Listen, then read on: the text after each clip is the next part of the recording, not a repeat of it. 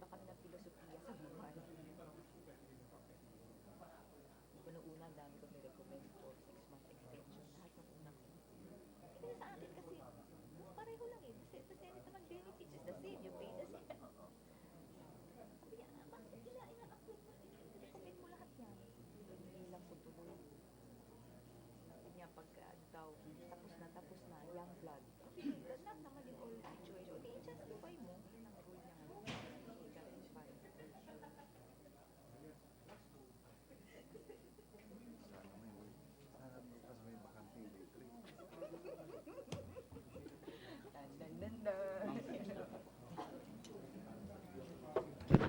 Ladies and gentlemen, let us all rise for the arrival of the Honorable Senate President and the Senators of the Republic of the Philippines.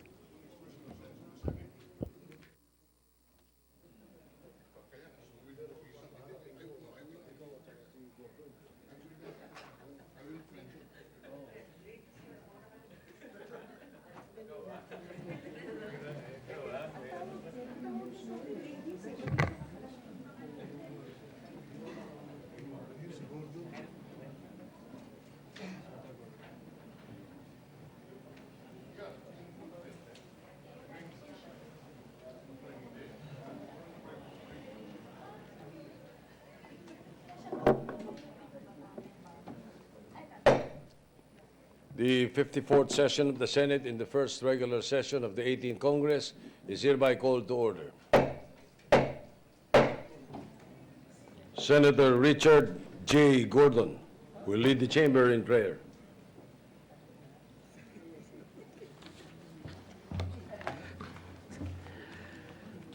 Thank you very much, Mr. President. Lord, these days have been very hard days for our country and for the world. We are severely challenged, especially in our country, with typhoons. Our people are lashed by typhoons.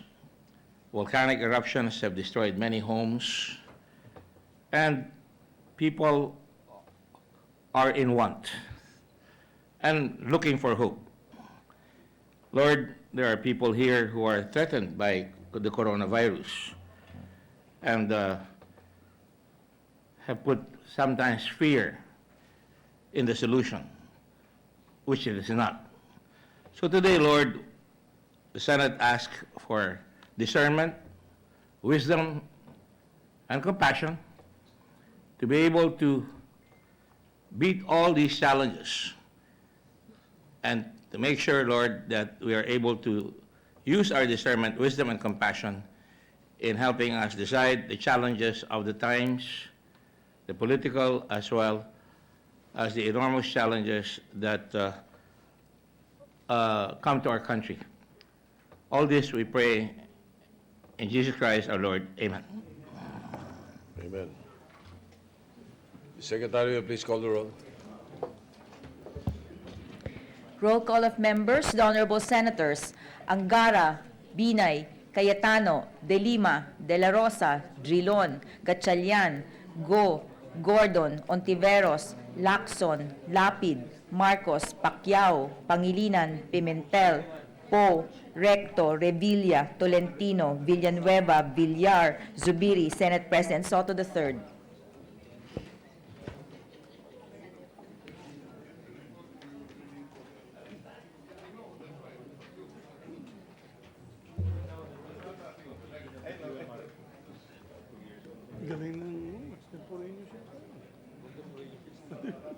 With 20 senators present, the chair declares the presence of a quorum. Majority Leader. Thank you, Mr. President. Mr. President, we'd just like, before we move to official matters, we'd just like to recognize the gallery. We have several mayors with us here. Mayor Joe Padrid of Bayi, Laguna is here today, together with Mayor Edito Saludaga of Levasaras, Northern Samar, and Mayor Richard Strigan, Municipality of Sogod, Cebu, Vice Mayor Munin Durano of Sogod, Cebu, and the mother, Mrs. Flor Strigan, Cebu City, is with us today, Mr. President. All right, we welcome our guests to the Senate. Thank you very much. Thank you, Mr. President. Mr. President, I move that we dispense with the reading of the Journal of the 53rd session, Tuesday, February 11, 2020, and consider the same as approved. Any objections? Hearing none, the motion is approved. Mr. President, I move that we proceed with the reference of business. Secretary will proceed with the reference of business. Reference of business, bills on first reading. Senate Number 1332 entitled An Act Transferring the Control and Supervision of the Provincial and Sub-Provincial Jails to the Bureau of Jail Management and Penology, amending for the purpose certain provisions of Republic Act Number 6975, otherwise known as the Department of Interior and Local Government Act of 1990, as amended, and for other purposes introduced by Senator Zubiri. Referred to the Committees on Public Order and Dangerous Drugs and Local Government. Senate Number 1333, an act creating a district engineering office in the 7th Legislative District of the Province of Cebu and appropriating funds therefore, introduced by Senator Zubiri. Referred to Committees on Public Works and Finance. Communications, letters from the Bangko Sentral ng Pilipinas transmitting to the Senate copies of the following certified and authenticated BSP issuances in compliance with Section 15A of Republic Act Number 7653, the New Central Bank Act. Circular letter number CL 2020-007 and 008 dated 29 January 2020. Referred to the Committee on Banks. Majority Leader. Thank you, Mr. President. On our agenda today, we have several topics to be taken up. I move, Mr. President, we'll take up first adoption of resolution. So, Mr. President, I move with the permission of the body consider Senate Resolution Number 317. I so move. Mr. Any objection? Hearing none, motion is approved. Mr. President, may I ask the Secretary to read the title of the measure? Secretary will read the title of the measure. Resolution honoring and remembering Gabby de Guzman Tabunyar, Jr. for his exemplary and outstanding contribution to journalism and press freedom. May we recognize the sponsor, Mr. President, Senator Northern and Senator Richard J. Gordon, to sponsor the measure. Senator Richard Gordon, gentleman from Zambales, is recognized. Thank you very much, Mr. President. It is with a heavy heart, but a proud heart nonetheless, that we commend today a distinguished gentleman of the media, of international media, Mr. President, a Filipino who rose from the ranks and became one of the pillars of journalism. On 4 January 2020, Gabby Tabunyar, one of the country's most respected journalists, passed away quietly after a bout of pneumonia at the age of 94. I had the privilege of knowing Gabby throughout my career. Very fatherly, very very courageous, full of integrity, and certainly the embodiment of what a media man should be.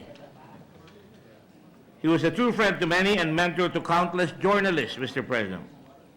His experience as intelligence officer during the guerrilla movement against the Japanese gave him a strong passion for courageous and freedom, and the exercise of freedom that is responsible, Mr. President.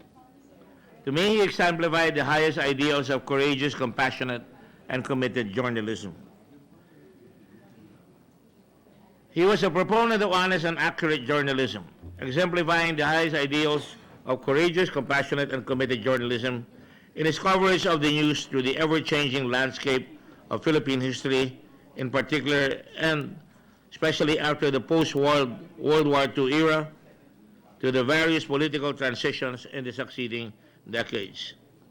Mr. President, Gabby became the father of the Foreign Correspondents Association of the Philippines, where all the foreign correspondents throughout several times in our history when we were challenged, like the EDSA crisis, the various coups that have happened in our country, Gabby was right in the middle of it. He was one of the founders, but he was really the principal founder, which was founded in 1974 to fight for freedom of the press and civil liberties in the dangerous martial law era, or the challenged martial law era under President Marcos.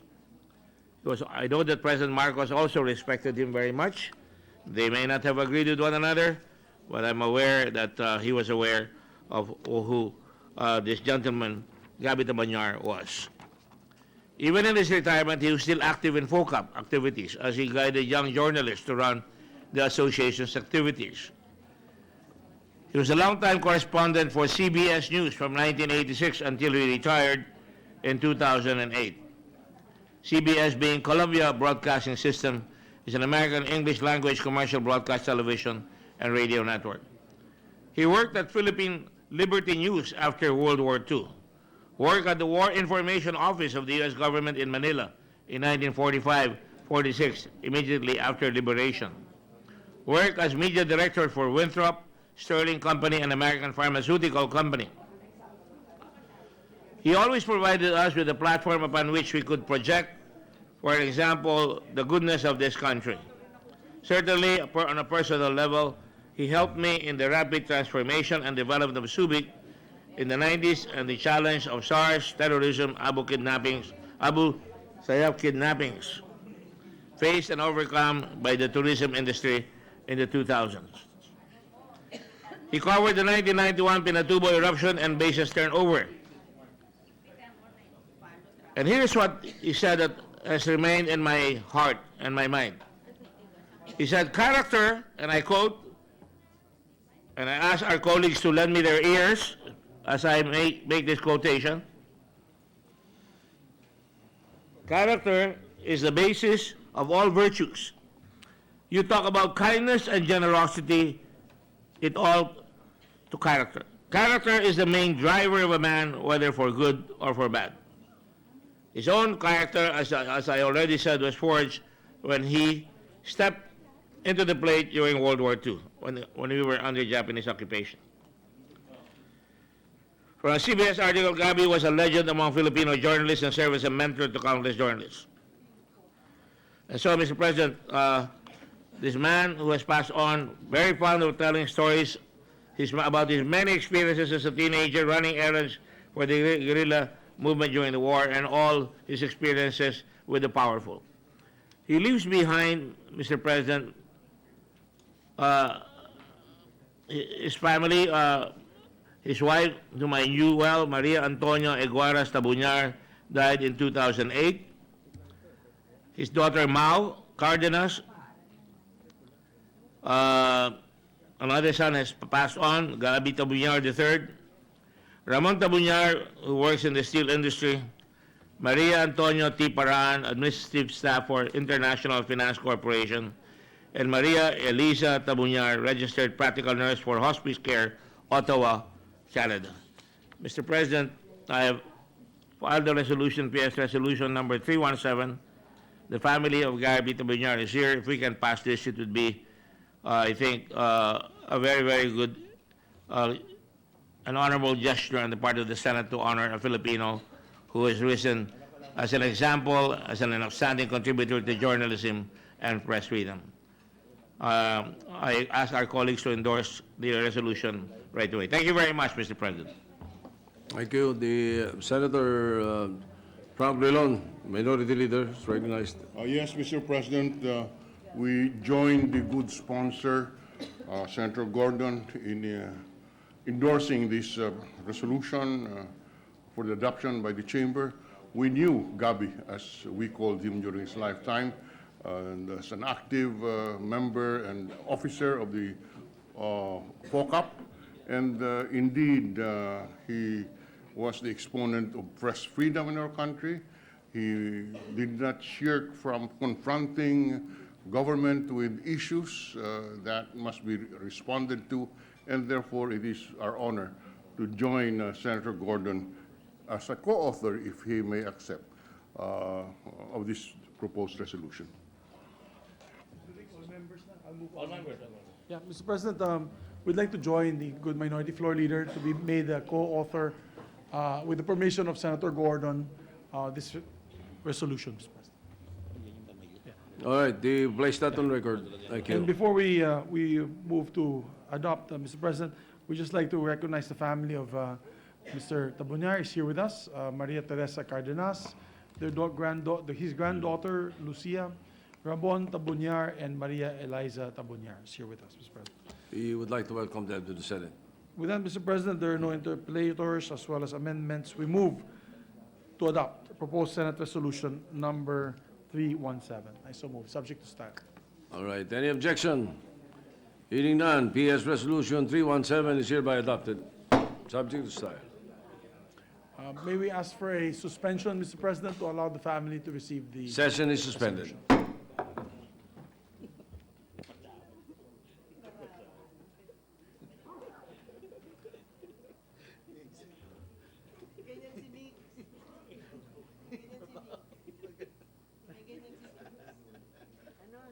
Galing sa may evacuation.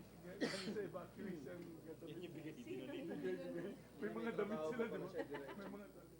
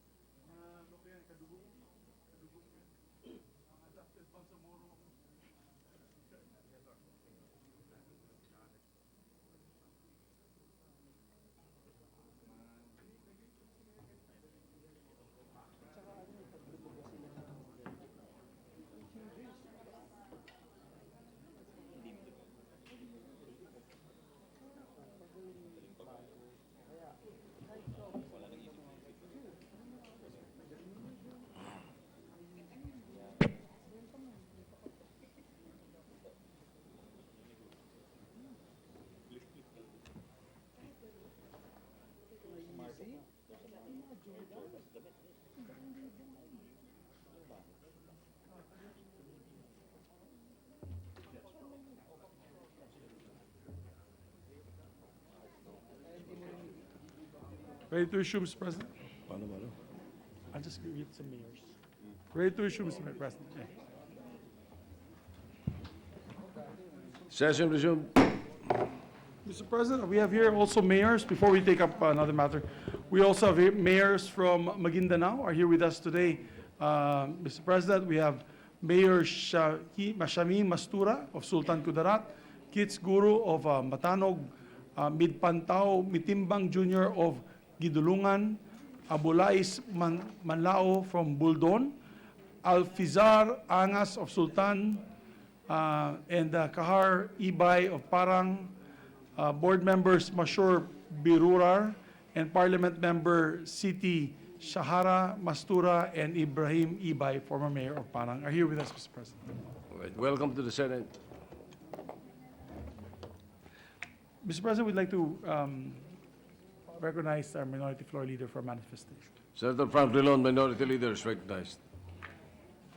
Thank you, Mr. President. Just a brief manifestation. Today's media carried the statement of the Senate President that he is considering bringing the issue of whether or not the termination of a treaty would need the concurrence of the Senate. Before the Committee on Foreign Relations, Mr. President, is this resolution we filed, proposed Senate Resolution 305, which seeks to express the sense of the Senate that the termination of treaties should be with the concurrence of the Senate. Likewise, in the 17th Congress, we filed proposed Senate Resolution 289, concurred in by 14 members of the Senate in the 17th Congress. given this published study being done by the Senate President as to whether or not to bring the issue to the Supreme Court, may we request the Committee on Foreign Relations to report out PS Resolution number 305. We want to make it clear that we are not preempting the committee on its decision what to do with PS proposed Senate Resolution 305. What we are just requesting is that it be acted upon in anticipation of the whatever plans or whatever the decision the Senate President would have on this issue.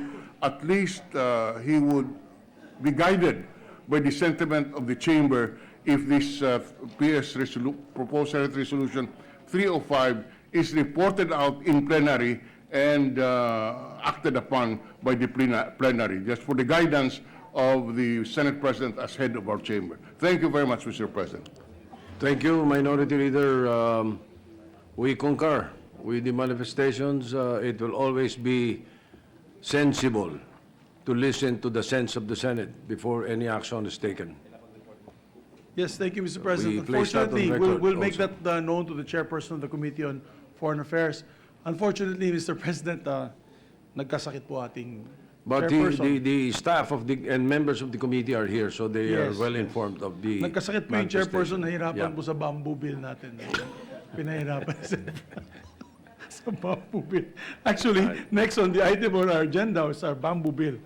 But yes, the good minority floor leader is ready, but our chairperson got sick, so he's not as resilient as bamboo.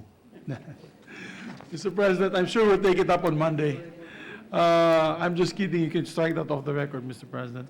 But next on the agenda is an equally important measure. This is, and I so move, Mr. President, with the permission of the body, that we consider Senate Bill number 1083 under Committee Report number 9. This is otherwise known as an act to secure the state to protect our people from terrorism. It's the anti-terrorism law, and recognize Senator Ping Lacson, Mr. President. Senator Ping Lacson, gentleman from Cavite, is recognized. Thank you, Mr. President. Mr. President, pursuant to Rule 29, Section 22 or 82, Paragraph 2 of the Rules of the Senate, and as agreed upon by the body during the session on February 3, 2020, this representation seeks to amend by substitution Senate Bill 1083 under Committee Report number 9.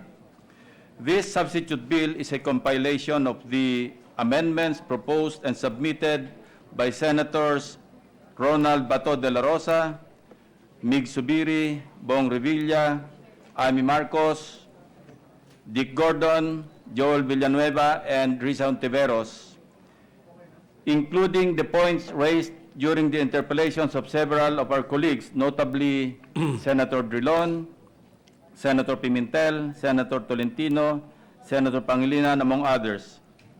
Entitled The Law on the Prevention of Terrorist Acts of 2020, this substitute bill seeks to expressly repeal Republic Act 9372, also known as the Human Security Act of 2007, in its entirety.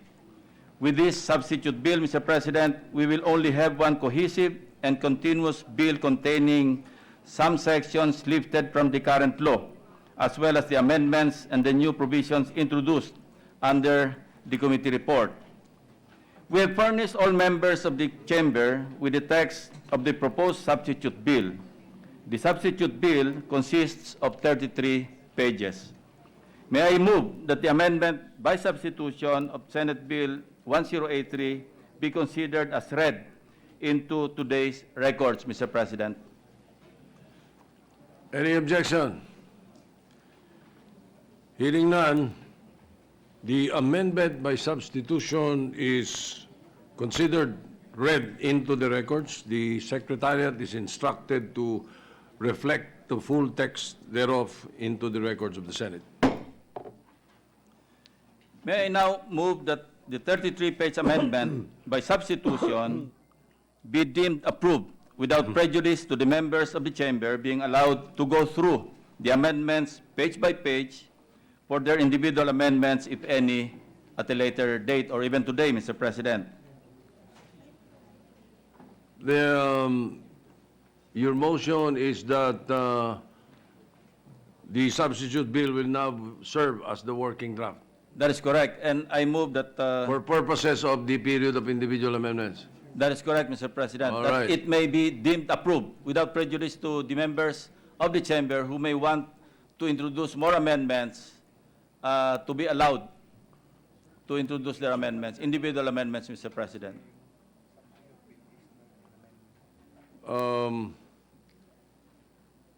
This becomes an amendment by substitution.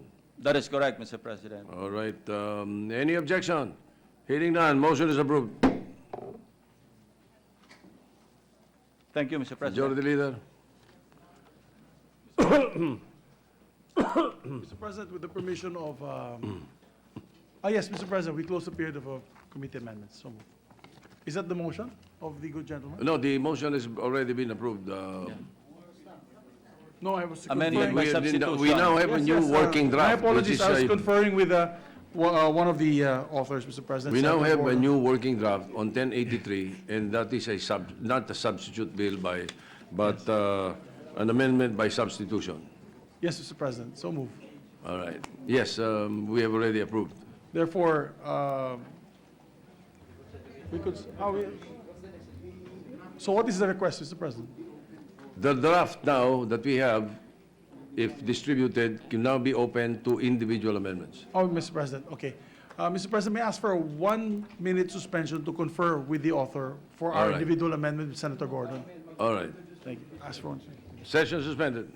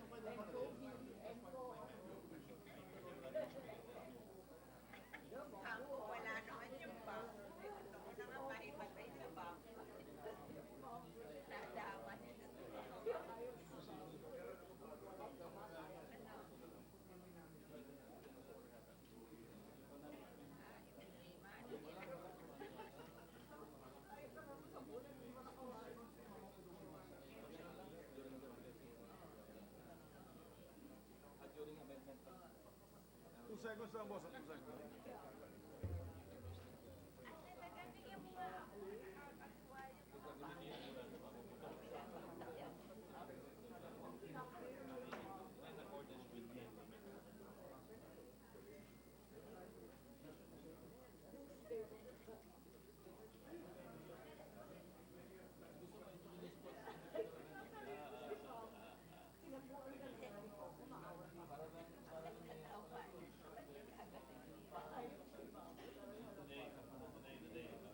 Boss Ping, meron akong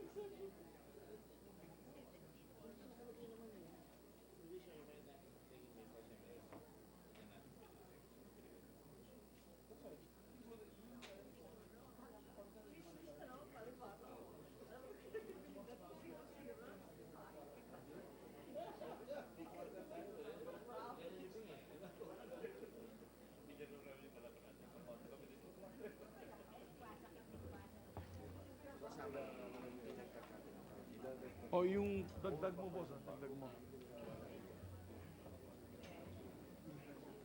Ready to resume, Mr. President.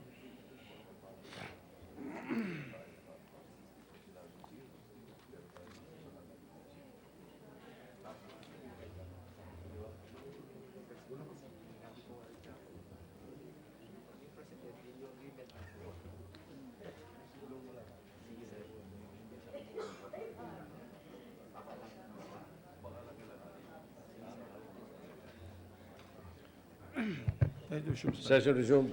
Mr. President, with that, we move to open the period of individual amendments, Mr. President.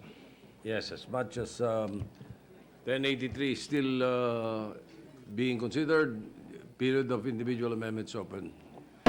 Mr. President, with the permission of our colleague Senator Panfilo Lacson, if I may introduce an amendment. Before that, Mr. President, may I just correct the title of this measure is an act to prevent, prohibit, and penalize terrorist acts, thereby repealing Republic Act Number 9372, otherwise known as the Human Security Act of 2007, appropriating funds therefore and for other purposes, instead of the short title, the Law on the Prevention of Terrorist Acts of 2020, Mr. President. So we are now looking at the version as of February 12. That is correct, Mr. President. All right. So are there other members who wish to make amendments, or is it just the majority leader? Me and Senator Gordon. And also Senator Gordon. Therefore, the best thing to do is to do it page by page, so that we do not jump from one page to another. Yes, Mr. President. All right. So let's start with page 1. Sponsor? Mr. Sponsor, do you have any amendments on page 1? No amendment on page 1, Mr. President. Page 2. Any amendments on page 2? We go to page 3. Page 3. Any amendments on page 3? There are no. Page 3. The minority leaders Mr. recognize. President,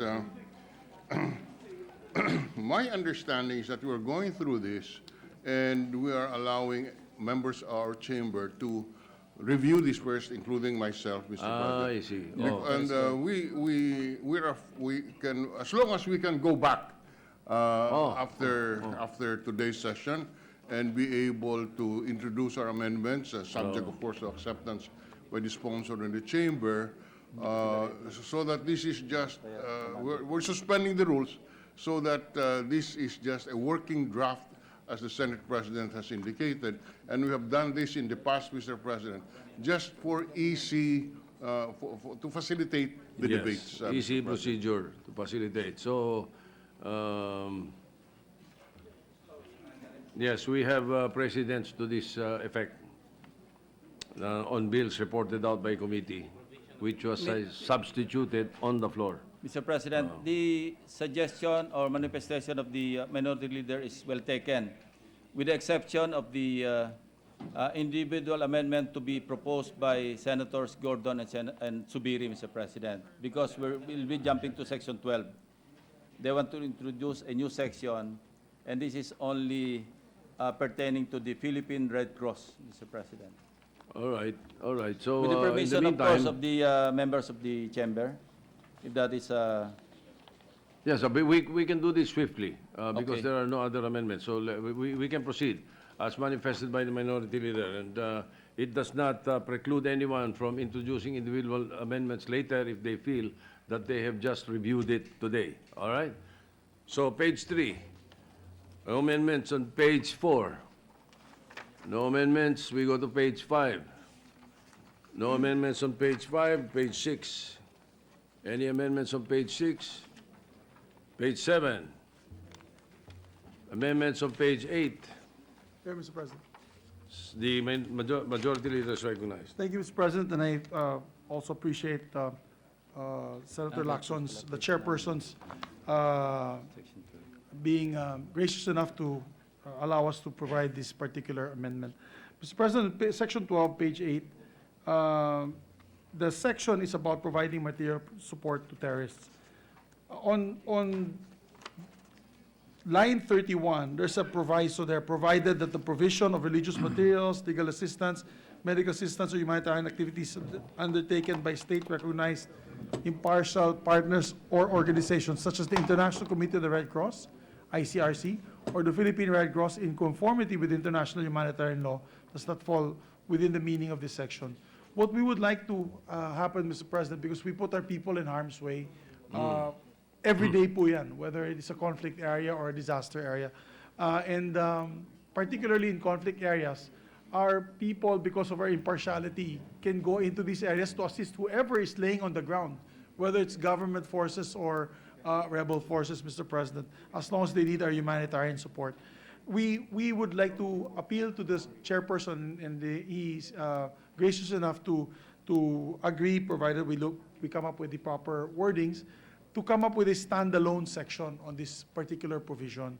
So, subject to style, Mr. President, that we create a section 13 with the title, which can still be subject to style to the technical group, people of Senator Lacson, which the title could be Humanitarian Exemption Clause, the provision of humanitarian activities undertaken by state-recognized and impartial humanitarian partners or organizations such as the International Committee of the Red Cross and the Philippine Red Cross in conformity with international humanitarian law does not fall within the scope of this act. And I believe Senator Gordon would also add to that. We may recognize Senator Gordon, Mr. President. Senator Gordon is recognized. Mr. President, I think I will no longer add to this because I was in consultation with the International Committee of the Red Cross, because we are signatories to the Geneva Convention. It is all covered and part of the international humanitarian law. However, I just want for the record to state that the activities include giving of non-food items, aid during for the wounded, taking them to hospital if necessary, and other activities that are consistent with our charter, not only the Philippine Red Cross Charter, but more especially our commitments to the international convention that created the International Committee of the Red Cross, the National Red Cross Movement, Your Honor. That would be, I just wanted to amplify that. So, Mr. President, maybe to complete the picture, with the permission of Senator Gordon, because we have that part in the original draft, which is the provision of religious materials, legal assistance, medical assistance. If the chairperson will allow, the new section would read as follows: humanitarian exemption clause, that the provision of religious materials, legal assistance, medical assistance, or humanitarian activities undertaken by state-recognized and impartial humanitarian partners or organizations such as the International Committee on the Red Cross or the Philippine Red Cross, in conformity with international humanitarian law, does not fall within the scope of this act, period. Yun po yung amendment. All right. It is there in Section 12, although differently worded. Correct, Mr. Although President. differently worded, it is there in Section 12. Perhaps what you should do is remove it from Section 12. That's correct, And come Mr. up with a separate Yes, standalone. standalone section. Yes, Mr. President. That's the motion, Mr. President, with the permission of our good sponsor. So would that be subject to style, or would you like to amend from line 31? Yes, Mr. President, with the permission of Senator Lacson, we end in relation thereto, period. And therefore, line 31 from provided all the way to meaning of this act basically does not fall within the scope of this act under what I mentioned, Mr. President, up to line 3 is a standalone section. So your amendment, your Will be proposed Section amendment, 13. if Yes. I may read it and place it into the records again for the perusal of the sponsor. You place a period after the word thereto on line 31, That's correct, Mr. President. and then remove provided, and come up with a new section, which now 13. becomes Section 13, and it is entitled Humanitarian exemption clause. Humanitarian Exemption Clause. Yes, Mr. All May I right? be and- clarified, Exemption clause. Mr. President? Yes. Because it says here, religious materials. Is that covered by humanitarian assistance, Mr. President? Religious materials? Actually, Mr. President, that was not my amendment. That came from your committee report. No. So sinama ko na lang yun. If we put in a separate section, and the title is humanitarian assistance, it will not cover religious materials. Pwede no. Tanggalin, boss. Okay sa akin. So we'll have another section for that? No. That's not my amendment. Anyway, Mr. President, I'm inclined to accept the Yes. proposed amendment, provided that it will not cover the other stages of terrorist acts like planning. For example, how would the Philippine Red Cross justify giving assistance, humanitarian assistance, in the planning stage? So if I and Senator De La Rosa are planning to stage or to commit a terrorist act, we will call Senator Gordon to give us some advice on how to plan. As long as it will not be covered, Mr. President, and the language is clear that it is not covered, then I will accept the amendment, Mr. President. So subject to style, Mr. President. Yeah, Senator Gordon. Most definitely, the Red Cross movement will not get involved itself in planning, Mr. President, because the fundamental principles of the Red Cross, such as it's a humanitarian organization, it's independent, it's neutral, it's impartial, it is voluntary, it is universal, and unity. These are principles that we as a country adhere to so that we could have a Red Cross movement in our country, and that is consistent with the Geneva Convention. So let me assure, and I'm glad that Senator Lacson propounded that for clarification.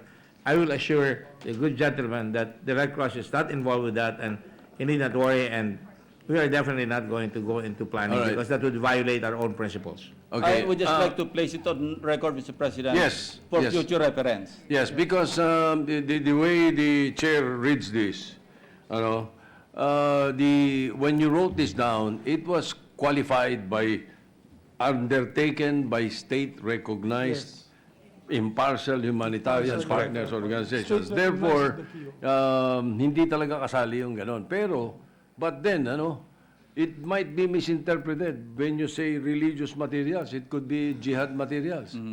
Yeah, that's what. Therefore, Mr. President, the best way is to remove No, I agree, religious Mr. President. materials.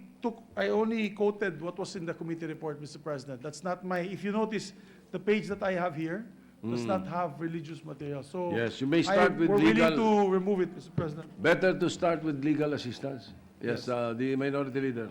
Mr. President, if I may suggest to avoid all of this confusion, may we just start the provision by saying humanitarian activities undertaken by the ICRC or the Philippine Red Cross and other state-recognized humanitarian partners or organizations are not covered by this act or something like that. Exacto. So that, fine. anyway, humanitarian Or does not fall. activities are Better. well defined in the Red Cross organization, so that we avoid even questions like legal assistance. We know that the ICRC does not provide legal assistance, to our knowledge. It's the humanitarian assistance has acquired a specific meaning in the charter and practices of the Red Cross. Yeah. No, Mr. President. So we accept- will the majority leader rewrite the proposed amendment? Yes, Mr. President. May we hear it now? We have to hear once again. May I ask once again the minority floor No, leader? I'm just, Because- I'm only worried Right. about the Religious materials. of this act, because it will be all-encompassing, Mr. President. Correct. The sponsor is correct. Let us just say, does not fall within the meaning of this section. Okay, Mr. President. Di We ba? can put, in the end, we can put within the scope of Section 12. Yes. All right. May we Better. ask the minority floor leader to restate? Yo, his what is the amendment to title the first? amendment. What was your title on section 12? The new section 13. The Section 13 would have read humanitarian exemption clause. Yeah. Can we remove the clause? So Humanitarian exemption, period. Period. All right, okay, so section 13, humanitarian exemption, period. Period. Minority leader.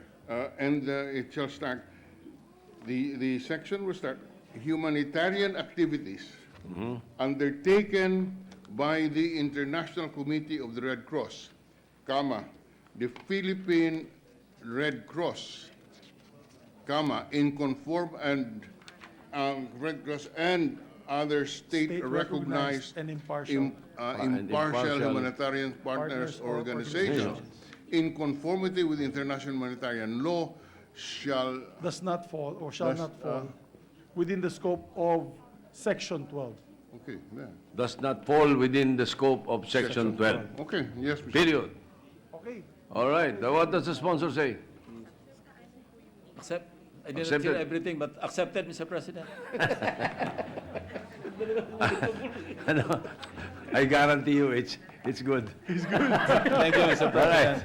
any objection? Thank you, Mr. President. Hearing none, adopted. Thank you. Thank you to the Mr. President, sponsors. just for the record, the Yeah. Red Cross is a 157-year-old humanitarian organization. It is the humanitarian organization. Yes. That's why I can assure the, Senator Lacson that it's not going to happen. And what I would like to say is that we are record in open session as by way of proposing them once more, one last time, before we close the period of amendments. Para rin po maipaliwanag ng kahit konti why I feel so strongly about these proposed amendments, Mr. President. The good sponsor will note that I made no proposed amendments to the earlier sections.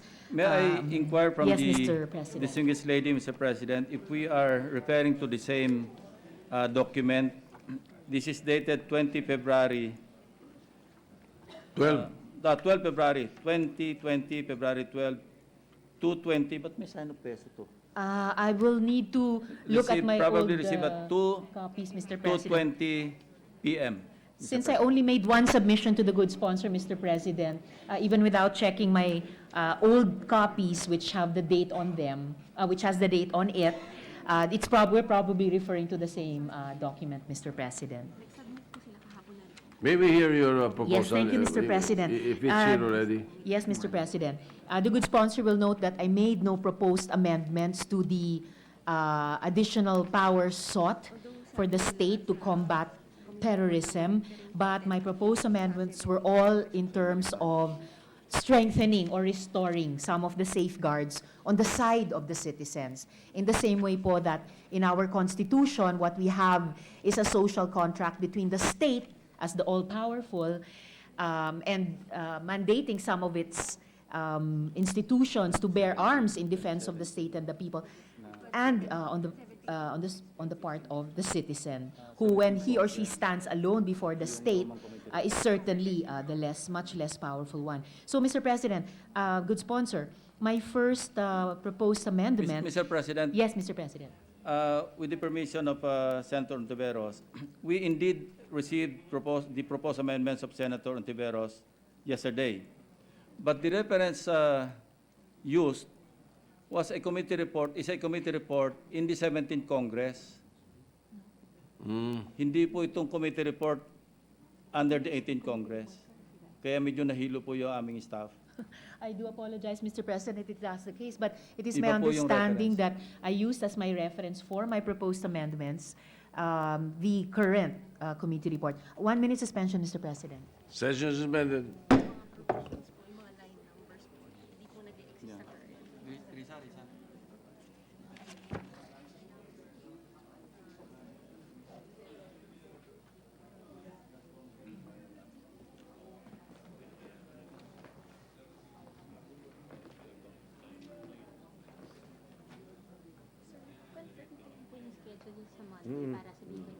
After session daw.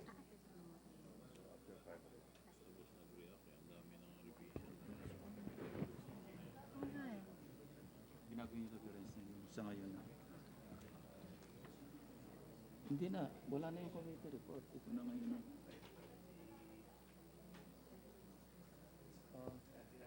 Mr. President, the committee report is no longer the reference. Ay, sorry. Yes, ready to receive, Session Mr. resumed. President. Ang reference na po natin, Mr. President, yung entered into the records as of this afternoon. Yes, Mr. President. Again, there will be confusion if the reference to be used is the committee report. No more confusion, Mr. President, because I have adjusted in the proposed amendments I will Can we present take now. this up on Monday This so one. para maayos lang natin lahat, ma-plansya? No problem, Mr. President, if that is the pleasure of the good sponsor. Thank you, Mr. No, President. but the way I understand it, Senator Ontiveros, you would just like to read into the records the proposed amendments that were already incorporated by the committee. And actually, Mr. President, they were not incorporated Not into the committee report. incorporated. Opo. Okay. So I would like to propose them one last time in plenary. And I had actually adjusted the reference pages and lines to the substitute bill that we are now using as our reference document. But if the good sponsor prefers to hear my proposed amendments on Monday, I have no problem with that, Mr. President. Para lang we're sure that we're on the same page, Mr. President. All Yun right. lang ang point ko. Yes, Literally, Mr. so that, President. yeah, we are sure that we're looking at the same copy. Thank you, All Mr. right. President. Thank you, good Therefore, sponsor. Majority Leader, the request is to suspend consideration and call it on Monday. Yes, Mr. President, with that. The parliamentary status would still be in the period of individual amendments. Okay, Mr. President, with that, we move to suspend consideration of the measure. Any objection? Hearing none, consideration suspended. Thank you, Mr. President. Thank you to the sponsor. Thank you. Mr. President, are you ready to interpolate? High school? Holiday. Hindi mo. Sports high school? Mr. President, I move to, yes. Go ahead. I move to resume consideration of Senate Bill number 1086. This is an act creating and establishing Philippine High School for Sports. All right, any objection? 1086, consideration is in order. I may ask for 1 minute suspension to allow the sponsor and the good minority floor leader to get his notes. Session suspended. Yes, sir. Science High School, Science, Sports High School. Philippine Sports High School. Oh. Parang ano, we have arts na eh. We have science, wala tayong sports. Ping pong ba yan? Parang ping pong. Anong tuturo nila dyan? Yes. Arnis, Arnis. Ilabas mo dyan. Arnis, it's a national sport of the Philippines. Dapat may Arnis yun. Oo, hindi na ako mag-interpolate. Hindi na ako mag-amend.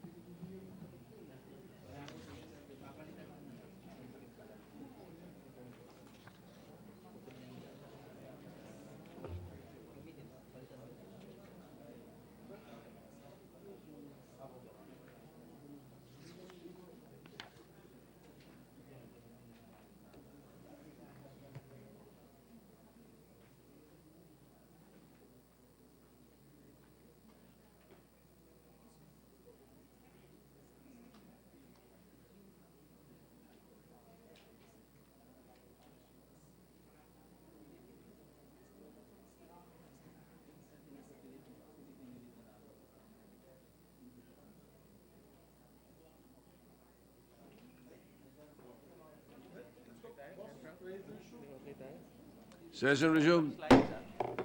Sponsor of the measure is Senator Sherwin Gatchalian, recognized, and the interpellator, gentleman from Iloilo, the Minority Leader, Senator Frank Drilon. Thank you very much, Mr. President. For the record, we did not intend to interpolate, but the majority leader ordered this representation to ask questions, Mr. President. Because of that disclosure, Mr. President, we will remove Arnis from the list of sports. No, Mr. President, with the kind permission of the good sponsor, is he willing to yield the floor to some questions? Yes, Mr. President, I'll be more than happy to answer some of the questions of the good minority floor leader, Mr. President. Mr. President,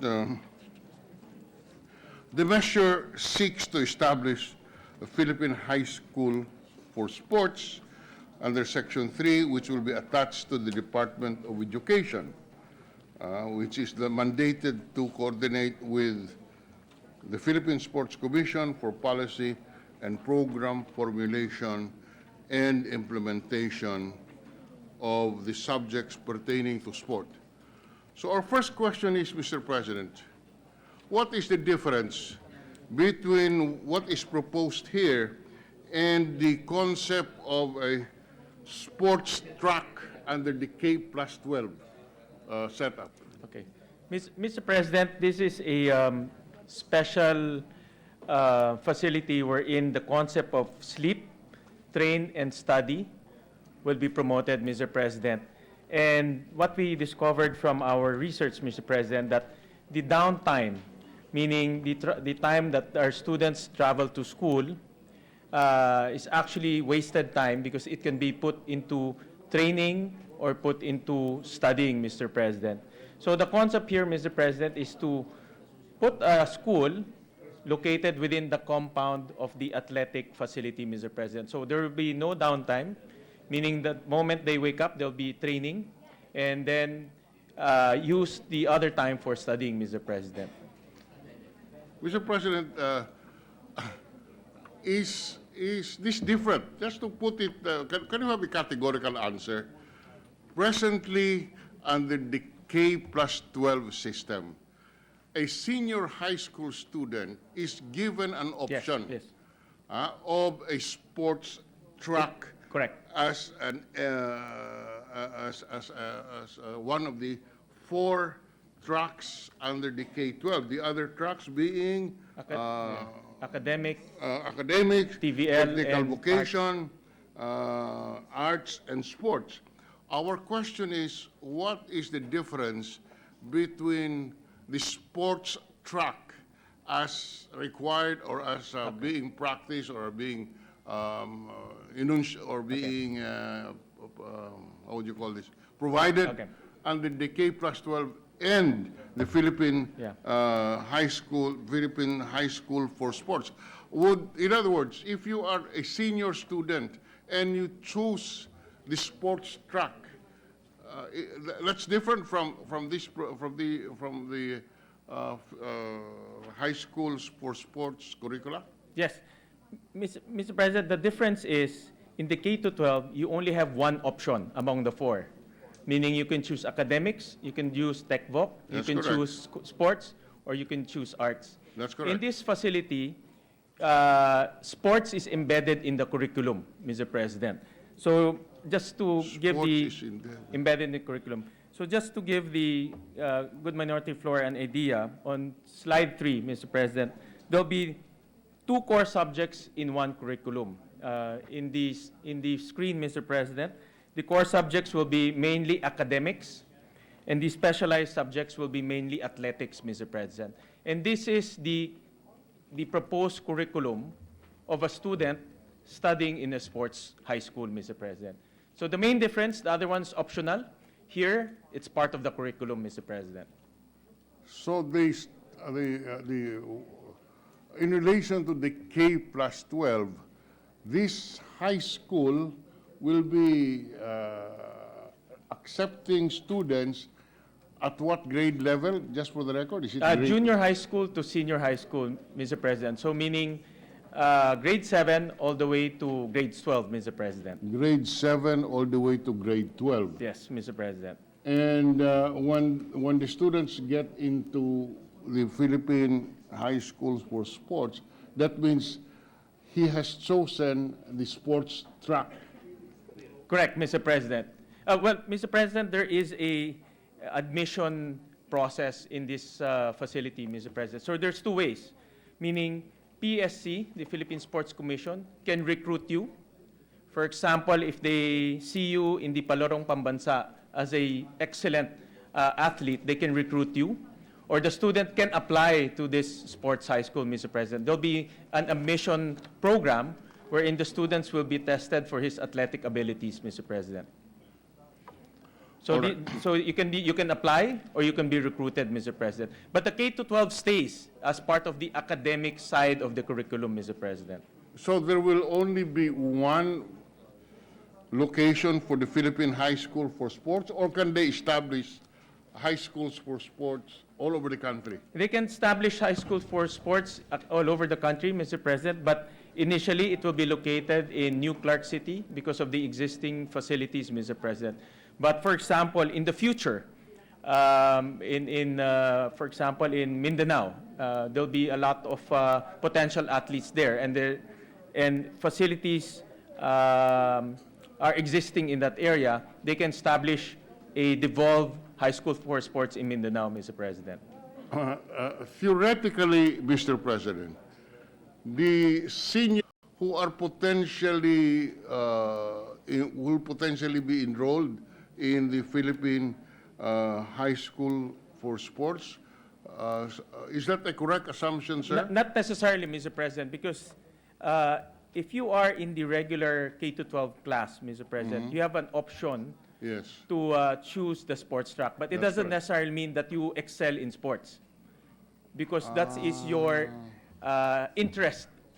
But it doesn't necessarily mean that it doesn't necessarily mean that you can enter the sports high school, because the sports high school will look at your athletic potential, Mr. I President. see. Mr. President, if this was existing at the time of the majority leader as Arnie's president, he would never qualify, Mr. President.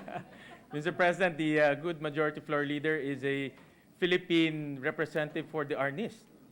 So Yeah, but in that's 1950, Mr. President. Different from being qualified as an athlete, Mr. President. In any case, we just want to clarify this because we Mr. are, President, if yes. the kind indulgence of the good minority floor leader, I just want to show where the site of the school, in slide 34, Mr. President.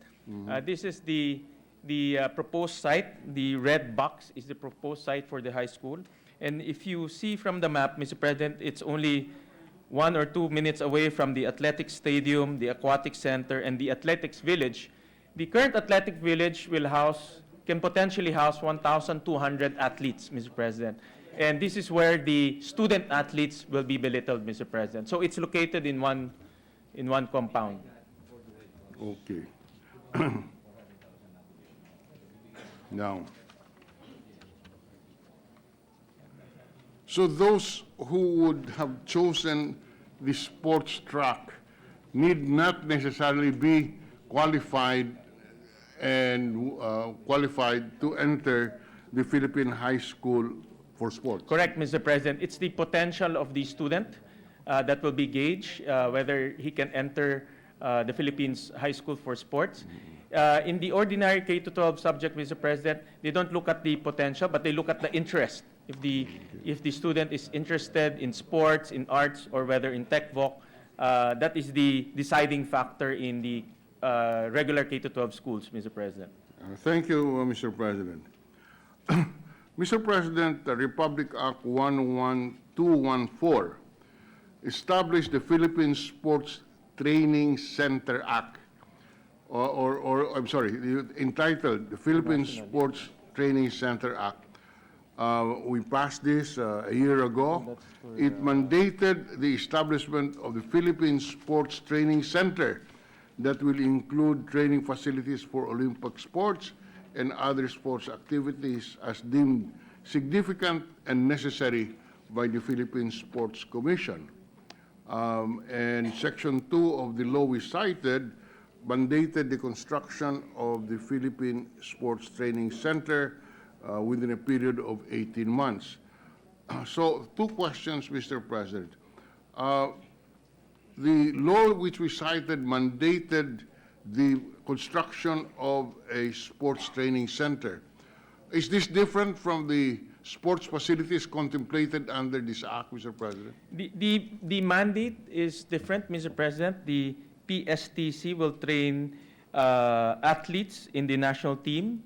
It will also train coaches and referees and host local and international competition, Mr. President. So these are athletes already competing, Mr. President. So iba pa po ito. Iba ito, Mr. President. But it complements each other, Mr. President, because the high school for sports, those students who will be trained there and who will be competing in their national team will be trained in the PSTC, Mr. President. That's right, Mr. President.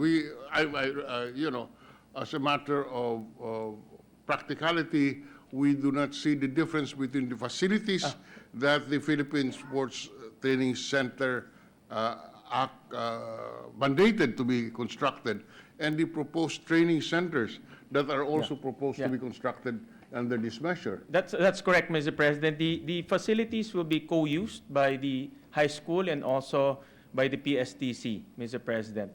But there are some differences, Mr. President. For example, the adult athletes will require different training, different machine, different type of coaches, so the facilities will be different. But majority of the facilities, for example, the track and field, the diving facilities, and also the swimming facilities will be the same, Mr. President.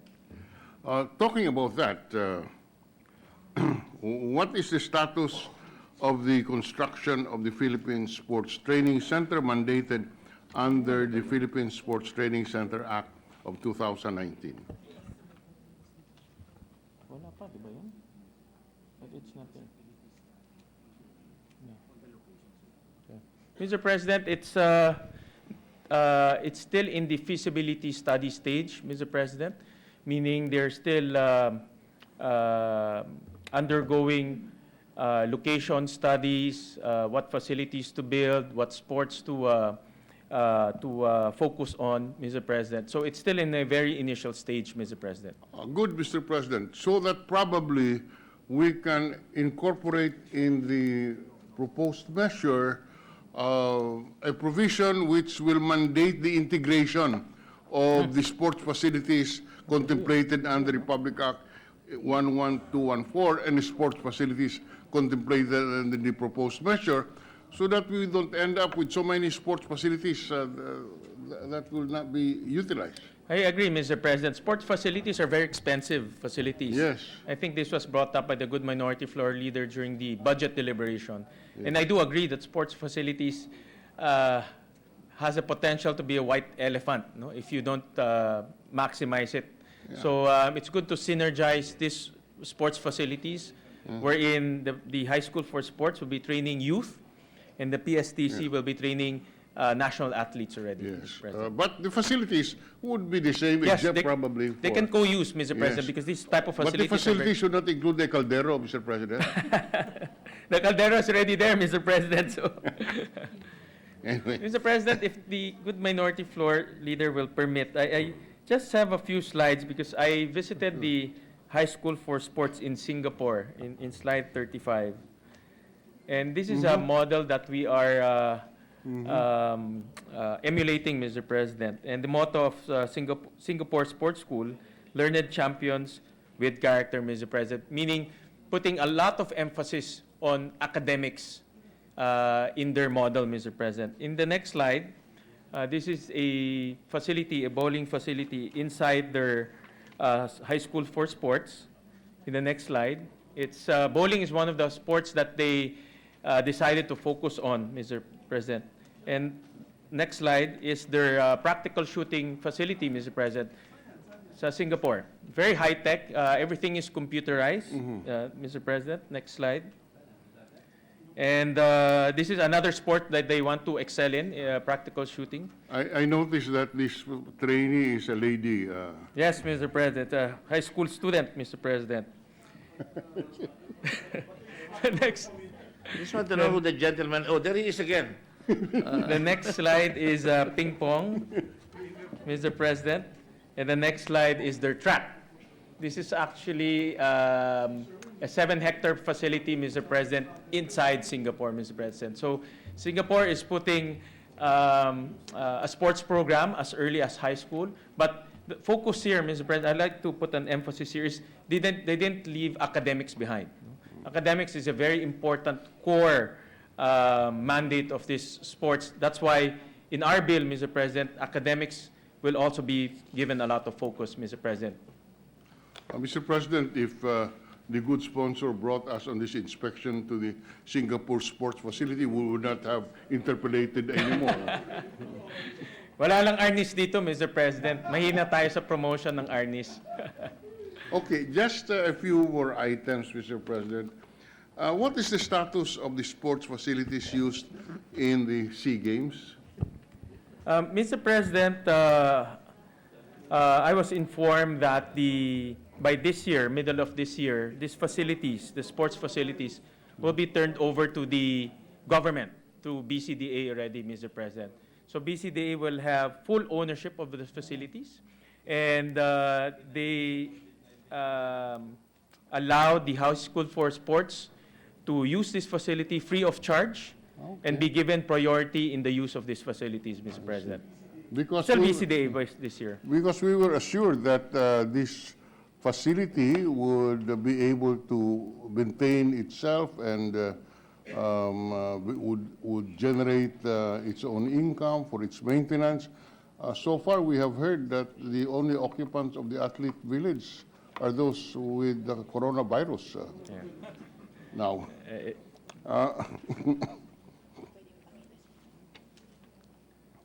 So, right now, the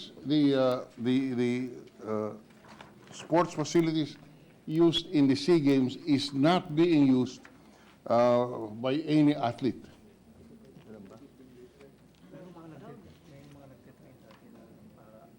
Pero how many percent of the capacity being used? 100%? Of course not. 50%? 30%. Mr. President, some of our national athletes use these facilities to train, but I was informed that it's only being used 30% of the time, Mr. President.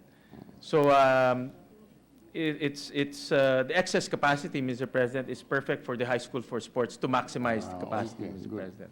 Now, I heard the good sponsor mention that by March of this year, the facility will be fully owned by the... Middle of this year, Mr. President. Middle of this year, Middle the of- facility will be owned by the national government, Yes, by BCDA. by Mr. BCDA. President. May we know who presently owns it? Mr. President, the structure is the facilities were built by a joint venture between BCDA and MTD. This is a Malaysian company, Mr. President. And BCDA, over a period of time, will be paying MTD.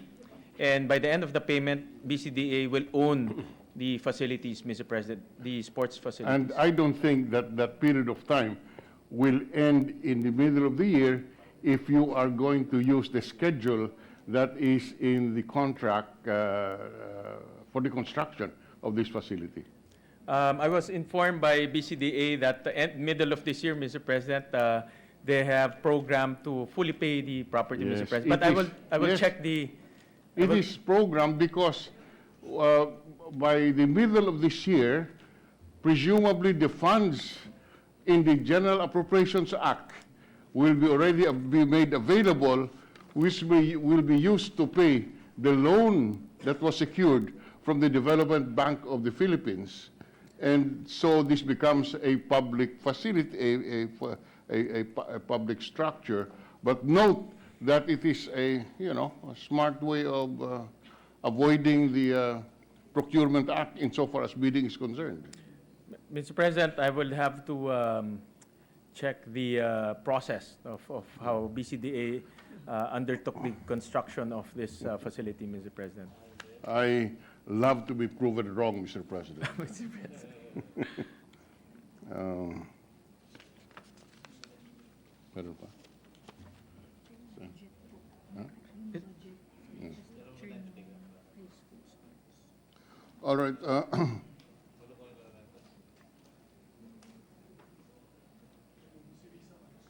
How much budget do we need for the infrastructure development, given the qualified, the qualification of the good sponsor insofar as the existing facilities are concerned? Mr. President, in slide 11, Mr. President, BCDA committed to spend 212 million to build classrooms and other facilities, Mr. President. And DepEd committed to finance the operation and maintenance of the academic facilities, Mr. President, amounting to about 100 million, Mr. President. So this is the total initial cost, including the initial operation and maintenance cost, Mr. President. So 361 million, 36,562 Yes. would be the projected budget for the construction of the facility? Of the classrooms. Of the classrooms? Of the classrooms and other facilities.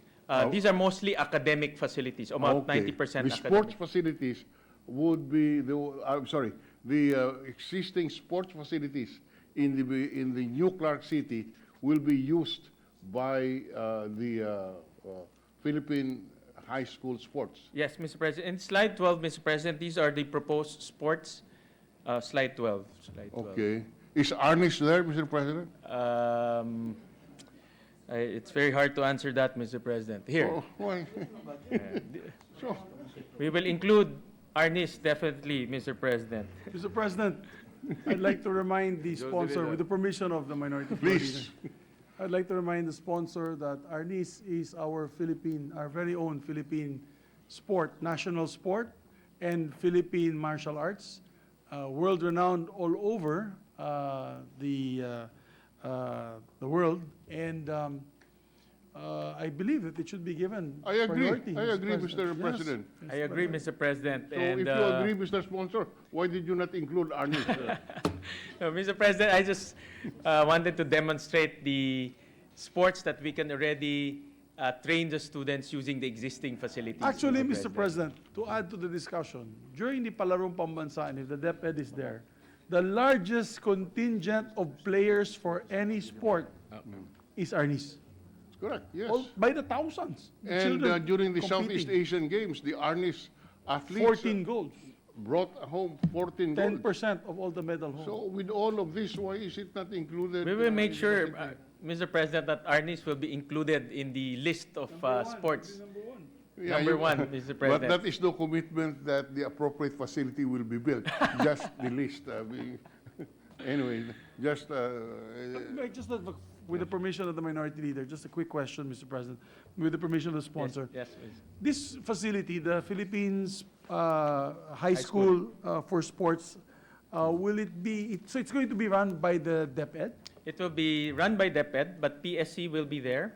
Also, members of the different sporting councils will also be there. But, Mr. President, again, with the indulgence of the minority floor leader, the Philippine Science High School is not run by the DepEd, di ba? The Philippine Science High School is run by the DOST. DOST, Mr. The President. Philippine School for Arts in Makiling, Los Baños, for artists is not also run by the DepEd. It's run by the NCCA. Yes, Mr. President.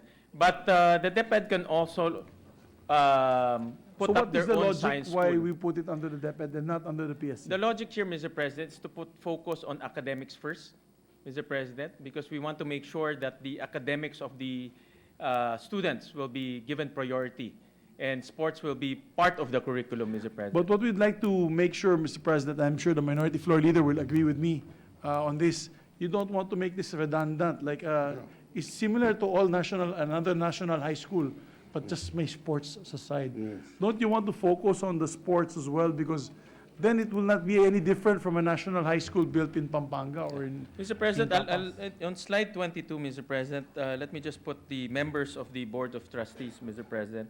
The chairperson will be the Department of Education. The vice chairperson will be the Philippine Sports Commission chairman. And then you'll have 3 representatives from POC Accredited National Sports Association, Mr. President. Senate and House. So these are the composition of the board, Mr. President. Mr. President, the secretary of the DepEd is a good friend of mine. We were contemporaries in UP, and she's a very good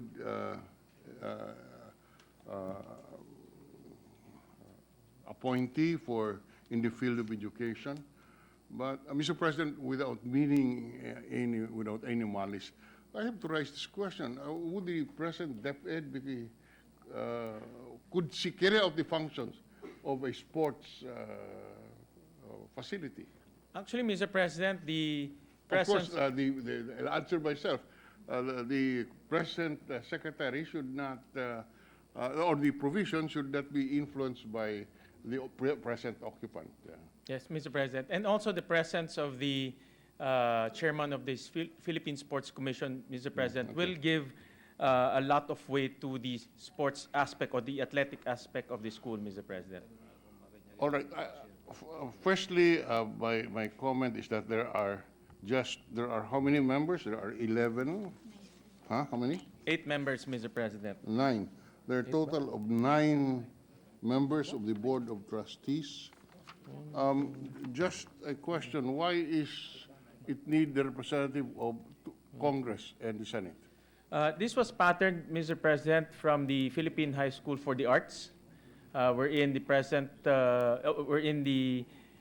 of Congress members are also in the board, Mr. President. So we patterned this after the Philippine High School for the Arts, Mr. President. And may we know what is the rationale for this? The rationale, Mr. President, is I think primarily, Mr. President, for budgetary support as well as policy support if ever there will be changes in the policy for this facility, Mr. President. Well, Mr. President, we ran out of questions. The majority leader just directed us to ask these questions. So thank you, Mr. President. Thank you to the gentleman. Thank you to the good minority floor leader. Thank you very much. Thank you, Mr. Right. President. Majority Mr. President, Leader. maybe, yeah, we can give some more time with Thanks. for our colleagues to, Senator Tolentino would like to raise questions. Yeah, we just, I don't want to raise a question at this point in time, but maybe during the period of amendments, to really see if the DepEd, parang there's a redundancy, but we'll see, no, Mr. President, how we can strengthen the Philippine High School for Sports even further, Mr. President.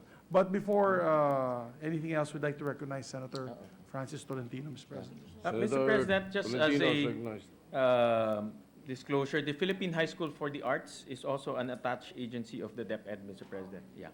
I think the logic there is to put academics first.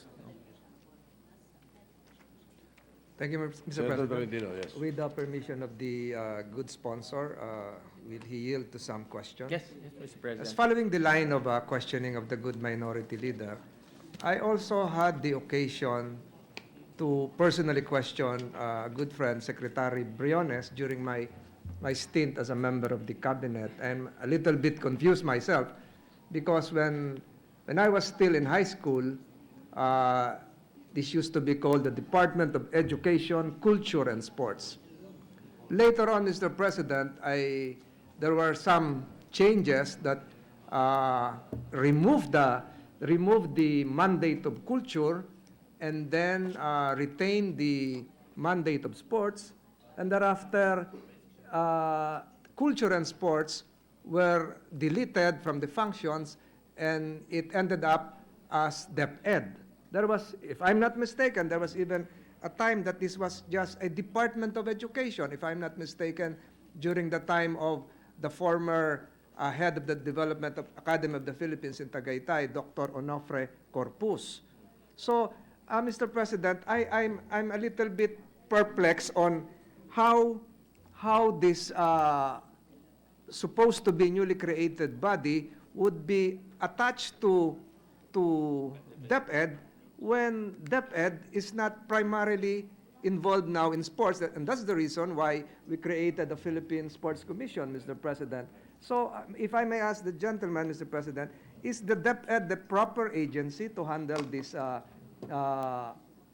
sports high school? Mr. President, during our hearing, the DepEd and the PSC chairman were present in that hearing, Mr. President, and they both agreed that academics should be given the priority in this institution, Mr. President. Like the motto of Singapore, learned champions with character, Mr. President. So meaning the DepEd is primarily concerned with the academics of the student, but we place the PSC chairman as the vice chairman so that the sports and the athletic component of the school will also be given weight, Mr. President. So it's a combination of academics and sports. I forgot the Latin phrase. Yes, as revealed by my co-Atenean, Senator Gordon. Yes, But going back to the concept of having DepEd in charge, if I may, Mr. President, refresh the memory of the good sponsor, that there is a Republic Act on this, Republic Act 5708, the Schools Physical Education and Sports Development Act of 1969, wherein the Department of Education is in charge of the general fitness for all pupils, and I quote, in the elementary and secondary schools, wala pa ho tayong K+12 noon, through an observance of daily routine of calisthenics exercises and a separate daily period in school program for physical education, including folk dancing and gymnastics, and among others, competitive athletics in all schools, starting in the intermediate grades with a view to identifying promising athletes whose participation in individual and team athletics should further be encouraged and developed and supervised more intensively in secondary schools. And going further, Mr. President, provisions relative to sports, positions in the plantilla were created for physical education supervisor in each division, regional physical education supervisor for each region, 9 physical education supervisors to be assigned by geographical area, because during that period, 1969, circa 69, konti pa lang ho yung regions natin, a coach development program. So, Mr. President, may I ask the good gentleman, are we now saying that the Republic Act 5708 is a very defective program that we now have to create a new law, a new program for sports involving high schools, that we would now be amending this existing RA 508. May we have a response from the good gentleman? Mr. President, DepEd continues to promote sports. In fact, they are the prime proponent of the Palarong Pambansa, and this is a venue actually to to locate potential athletes and potential national athletes for our country, Mr. President. But you also need a specialized facility wherein they can train and hone their skills, Mr. President. And hence, the creation of this Philippine High School for Sports is meant to hone and to sharpen their athletic skills without leaving the academic side of the student, Mr. President. So this will not amend this law, Mr. President. DepEd continues to promote physical fitness, continue to scout and locate potential athletes, but these athletes will now be housed, will now be belittled and housed in this Philippine House School for Sports so that they can be trained further scientifically in the area of sports science, and existing facilities can be used for their training, Mr. President. So in effect, Mr. President, Senate Bill 1086, if enacted into a law, would complement the existing Republic Act Yes, yes. 5708 by specializing through a specialized program that would just involve a select elite core of secondary athletes that would be trained physically and academically in a Adequate in terms of inadequate in terms of further training these elite athletes, Mr. President. That's why we have a specialized facility wherein there'll be complete athletic facilities. In New Clark City, they also have a polyclinic wherein specialized doctors for sports will be housed, and the students can take advantage of these facilities and talent for their training, Mr. President. Thank you, Mr. President. So, recollecting the slide previously shown, I've seen a combination of various fields, though I failed to recognize kickboxing as one of those mentioned. I saw a lot of team sports, Mr. President. So, would it mean that after the enactment of this Sports. bill, Sports. the task now is to vet, pinpoint, and select individual athletes that would be trained in an elite manner. That probably would be contrary to what I've seen, because I think you've focused mostly on team sports. And team sports would mean eyeing teams and not just eyeing individual athletes. You don't get a class A athlete from Cagayan de Oro, combine it with a class A athlete from Calamba and perhaps from Bohol, and combine them as one arnis team or as one volleyball team. Is it perhaps the right module to select athletes performing on individual events that would probably be more Sports. applicable in the proposed module, Mr. President? Let me just put slide 12 again, as requested by Senator Gordon. Mr. President, the manner on which the athletes will be trained will be discussed by the board, Mr. President, because choosing and focusing sports will be a very dynamic decision, Mr. President. The national policy, for example, might be to train kickboxing athletes or basketball athletes or the swimming athletes, but that can change depending on the situation, Mr. President. So that's why the presence of sporting expert, a member from the PSC, a member from the Philippine Olympic Commission, and other sporting organizations is important, because they'll be the ones pinpointing and focusing which sports to focus, Mr. President. And in the future, definitely this number of sports will grow, Mr. President, depending on the situation and depending also on what sports the country would want to focus on, Mr. President.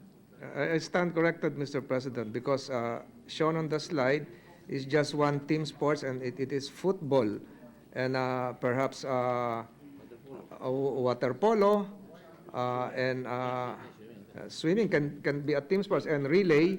So I stand corrected, Mr. President. So it now appears that the high school will be the bill, the high school, the housing was just made attuned to existing facilities, specifically the ones we used after the Southeast Asian Games.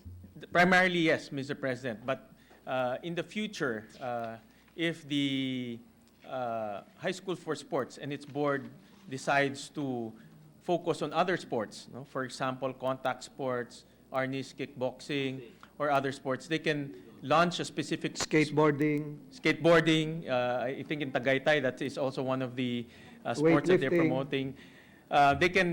They can launch a specific program catering to that sports, Mr. President. Mr. President, I am in full support of this measure. I just have one final question or two, and it has something to do with the acts passed by the 16th Congress, Mr. President.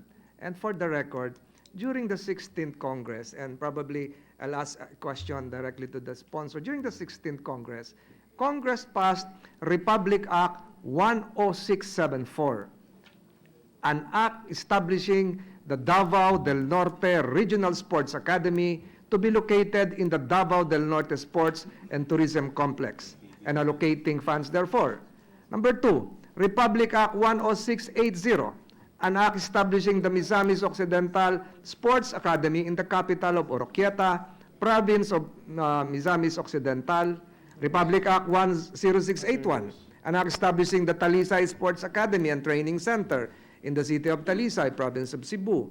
Republic Act 10682, an act establishing the Alfonso Sports Academy and Training Center, the municipality of Alfonso, in our district, in Cavite. An act, Republic Act 10683, an act establishing the Siargao Island Sports Academy and Training Center in the municipality of Dapa, province of Surigao del Norte. May I ask from the good sponsor, what will now happen to these sports academies established, and how will this be? How will this complement the sports high school projected to be crafted out of this legislation, Mr. President? Okay. Number one, Mr. President, these regional sports facilities will be in cooperation with the local government units, Mr. President. So in other words, Mr. President, it will depend on what the local government unit would want to promote in their own locality and what talent available in their own locality, Mr. President. So the primary driver there will be the local government unit, Mr. President. This facility will be concentrated on a national basis, Mr. President. Those areas that doesn't have sporting facilities and sports program can access this facility and train their students to become future athletes, Mr. President. So this will have a national in scope, while the regional facilities will have regional in scope, depending also on the focus of the local government and also on the talent available in that area, Mr. President. Mr. President, while I am not so familiar with the mechanics of the operations of the And Mr. President, I understand that these facilities have no academic component, Mr. President. This is purely training facility, both for potential student athletes and also for adult athletes, especially national athletes, Mr. President. So it's mostly for physical fitness. Correct, Mr. President. And training also for programs. training, Mr. President, because I've been to some of the regional sports facilities. They have basic track and field, basic football. So their intention also is to train adult athletes, Mr. President.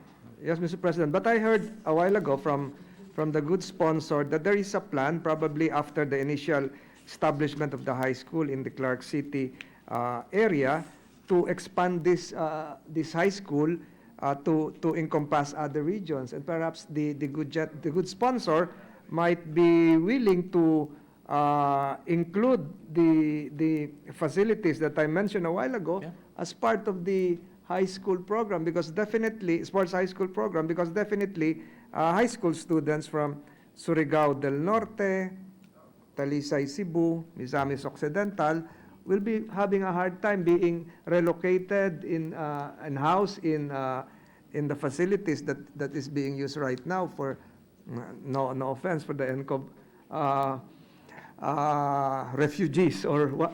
So will the good Patience, Mr. gentleman be President, willing patience. to adopt this as an amendment that Yes, probably... Mr. President, it makes sense, Mr. President, because those regions that you mentioned have existing facilities already, albeit not as, not the same level as the one in New Clark City, but they have the basic facilities, and the academic component can be cascaded in those Yes. facilities so that students will have options, no? Whether they want to be trained regionally or nationally, Mr. President. So instantly, Mr. President, you will have 6 or 5 regional centers aside from the Clark sports facilities, Mr. President. Yes, Mr. President. And those facilities, Mr. President, can be also be used to scout potential athletes, Mr. President, for tryouts, for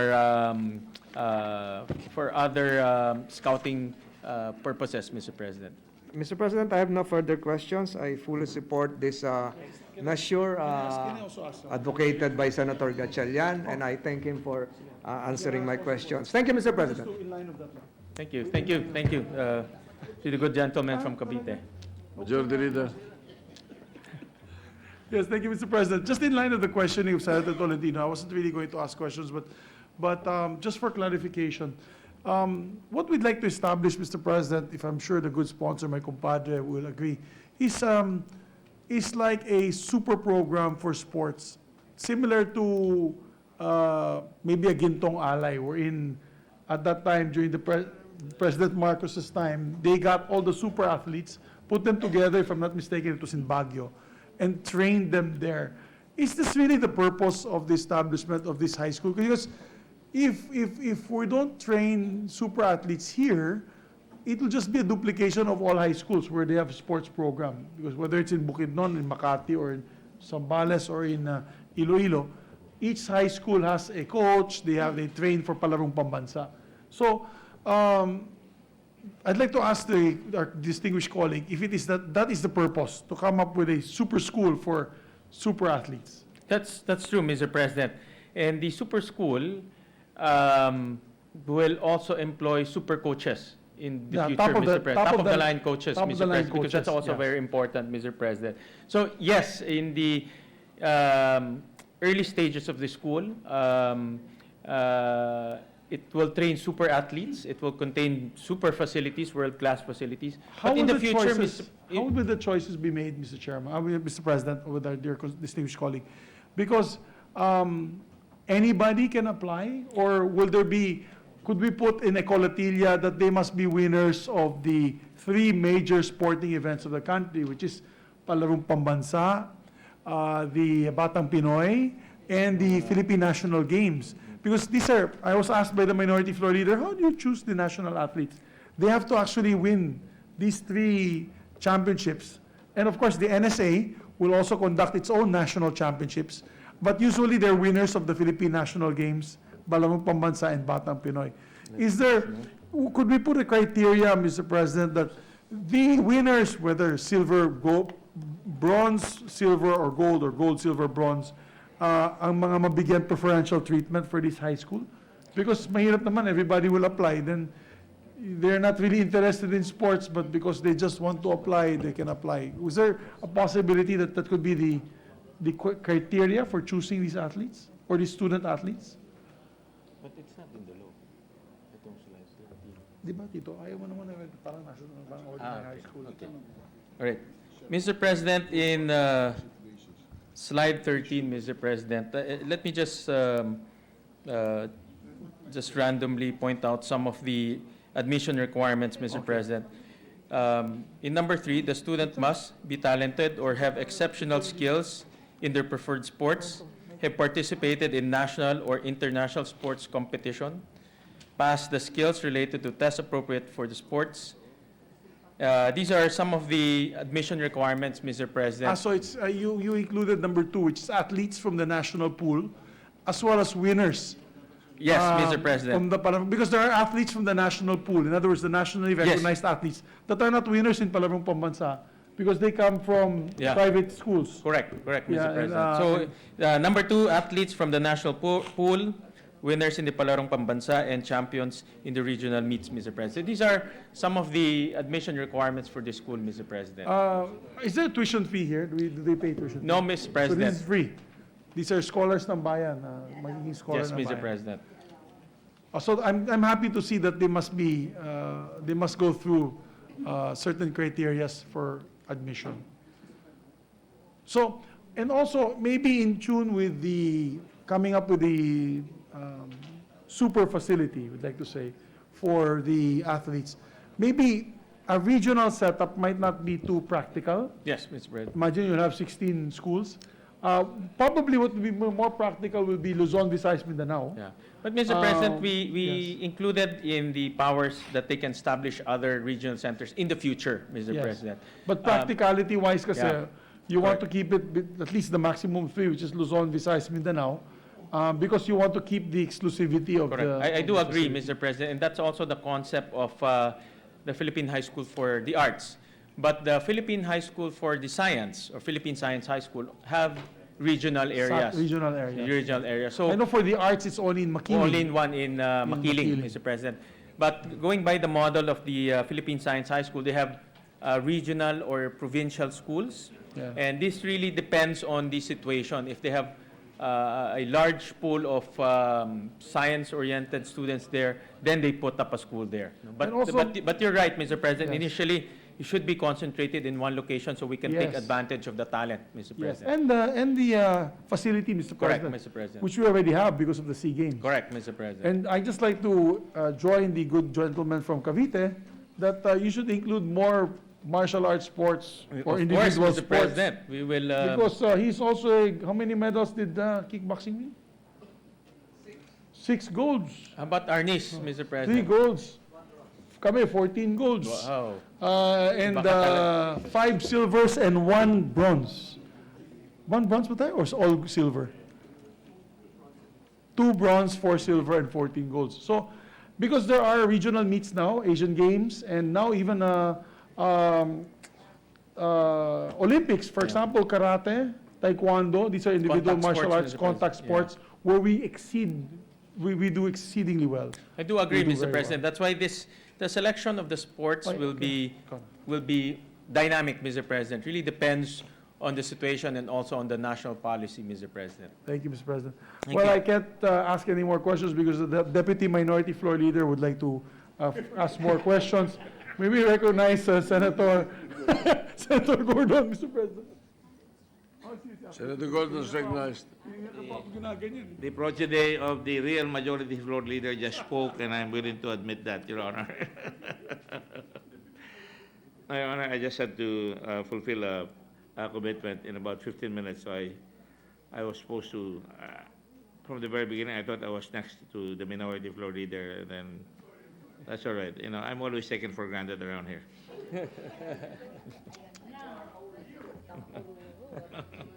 Now, Mr. President, would the gentleman yield a Yes, few questions? Mr. President, we'll be I'd like more to than be happy very fast to here. receive some questions, Mr. President. The objective is laudable, but as my friend from Cavite, the province mate said, there have been other programs like Gintong Alay. There are a lot of programs, you know, I can tell you about the Palarong Pambansa, which the idea was to create in every region a nice sports complex. This is all geared to getting talent or young blood to continue the march towards athletic prowess and intellectual capabilities, no? Because many of these people are products of the public school system. Now, I would like to ask, and on this question will depend whether I'm going to vote for it. You're my friend, and I'd like to vote for it. But I want to know, is this part of a program, a national program, or is this another one of those things that, hey, andyan na, I can justify, I'm sure you can justify it, and I will help you justify it. You have the sports complex built there, and it is convenient to maximize its usage. But what I want to see, as you maximize the usage, is that this is part of an entire national program. Diba? A national sports program. Or is this one of the many na naman na maglalagay tayo just because it's there. And what is it, actually? But the PSC, Mr. President, the PSC's mandate is grassroots sports development, Mr. President.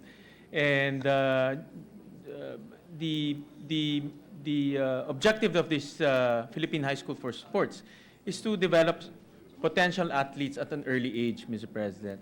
So in short, Mr. President, the mandate of recruiting from the grassroots, developing sports from the grassroots is in line with this school. It's also in line with the PSE's mandate, Mr. President. I've said this once and I'll say it again. To have a program, all schools, and that's why DepEd should be involved with that. I don't know whether it should be involved in this because this is more or less parang a specialized agency to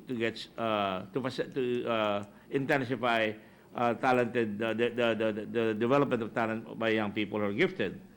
But I would imagine that, for example, in Valenzuela, do you have intramurals in grade schools, in the public schools? We don't, Mr. President. We don't, right? We don't. Do we have that. intramurals in the high schools? We don't have that, Mr. President. Now, this is one of the things that I marvel about the fact that on the lack of vision. I was fortunate enough because my parents worked hard to get me into schools like St. Teresa's, Lourdes, Letran, Ateneo, and then UP.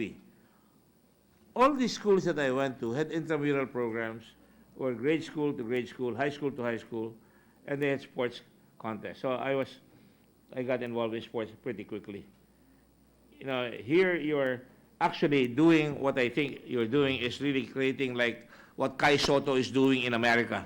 He's attending a special institution Training that will facility. train him to become an NBA player. Would that be correct?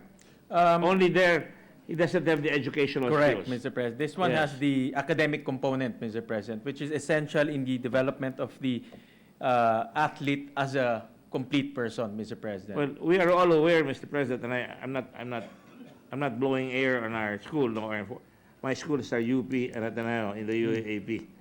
And in the Ateneo UAAP, you have to make the grade, especially with Coach Baldwin, or for that matter, as early as the time of Frankie Rabat when we got placed third in the Brazil World Case program. If you don't pass, you don't become a sportsman.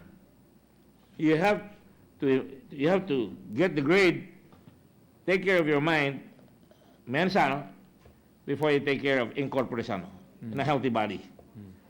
Now, if this is the case, we are replicating this again. For what purpose? I would like to see a purpose. I can see that one purpose is to maximize, and I think you should put that in the bill. We put in a lot of investments here, and it will justify putting a school there so that people can use world-class facilities as is claimed, no? Not necessarily the Caldera, the Caldero. So, in other words, it will justify for people that merong palaglalagyan. Pero, what is the end game? You will have, as you can see in the program, I was a track player. I played track and field. I ran the 800 and the 1500 meter dash in the NCAA at that time. What about these other people? Are they going to be coming out of this as very skillful in a particular event? Because I saw it's very event-oriented. Very event-oriented. And the statement made by our colleague, by province mate from Cavite, is that and he corrected himself, there is team sports, right? To me, Football. one of the first things that is taught, for example, even by coaches like Tab Baldwin, and I'm laying the predicate for my question, is that there must be education, and there will be a good team effort, no superstars. You have a role to play, and you win that way. If that is the objective of this institution, that will be off to a good start. Don't you think so? Yes, Mr. President. Now, having said that, in the program here, you say you are going to have talented coaches. Now, how are you going to budget that? Do we have a budget for that? Well, Or Mr. will it come out from the Department of Education? Because that's expensive. It is, Mr. President. That's why, in fact, as early as 15th Congress, Mr. President, the idea for a creation of a high school for sports was already sponsored by Senator Cayetano, Senator Pia Cayetano, Senator Ed Angara, Mr. President. So idea was already there during the 15th Congress. In Mr. fact, President. once upon a time, a colleague of yours, still now, the son or the grandson of my colleague in the Constitutional Convention, the governor of Marinduque before, Edmond Reyes, right? His mother was my colleague in the Constitutional Convention. I was surprised to hear that he was in the Barcelona. No more, nala.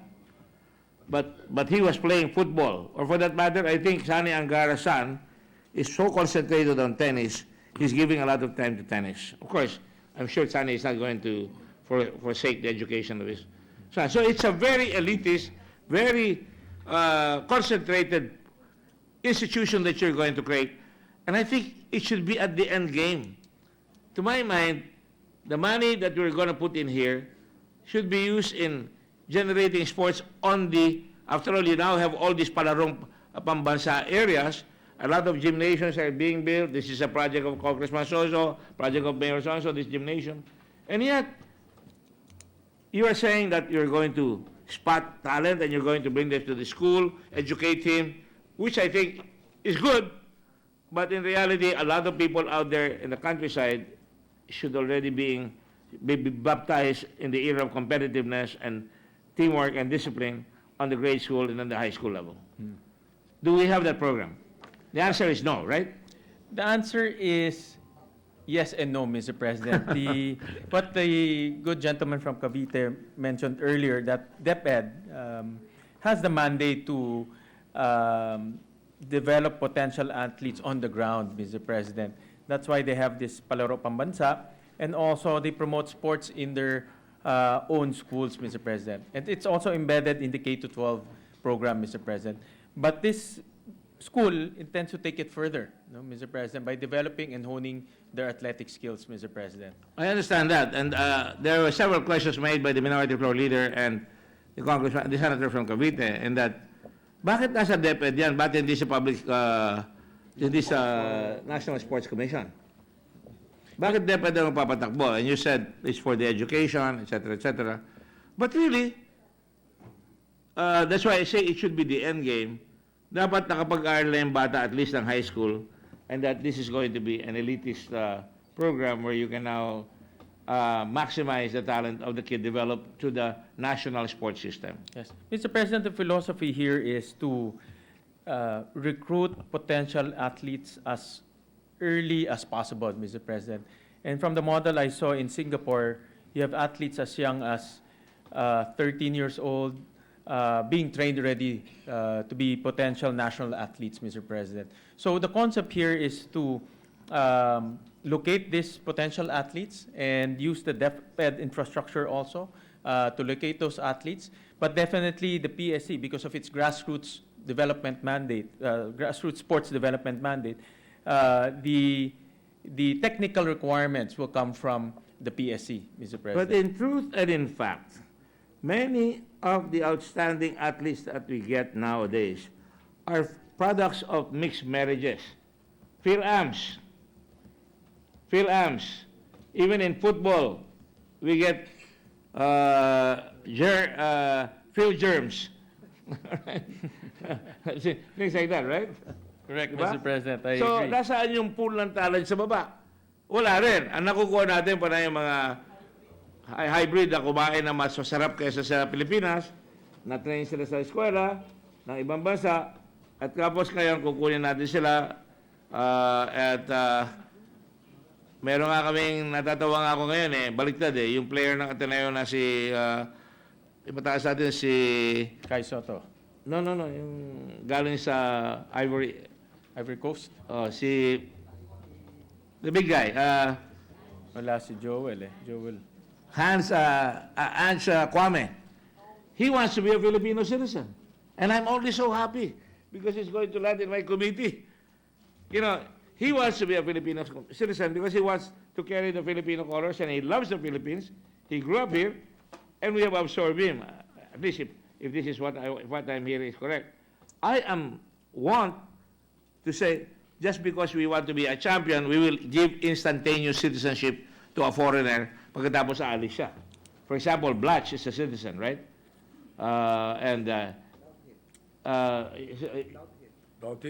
Dawit, no? So, lahat dyan, hindi pa rin tayo kumukuha sa baba. Pero mind this, there is a program, I will not mention the name. A lot of these kids now, they dribble between the legs, they dribble behind the back, at very young age. And they are the products now of yung mga galing sa Zamboanga. It is self-taught and they acquire it because some business took over it. Just as Kobe Bryant, on the way to a Kobe Bryant school, crashed in a helicopter because there is a school run by the private sector, run by a private foundation, where young people go. I don't know whether we should be spending money. Actually, I agree we should be spending money to maximize it, and that's one of the reasons why I may vote for it. But I would like to see a program. And since my good friend, the sponsor, is the head of education, that's where I think we should start, and I would like to work with you on that one. Yes, Mr. President. And Mr. President, I truly believe that we have the talent here.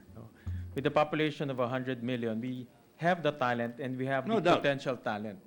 But we lack the, what Senator Zubiri mentioned earlier, the super trainers, the super facilities. The motivation, the inspiration, the good coach. And I'm going to ask you this question again. Are these kids that you want to have a super athletes, as you want to call it, bright, matalino, and also very good in skills, are they going to be getting allowances? Living allowances?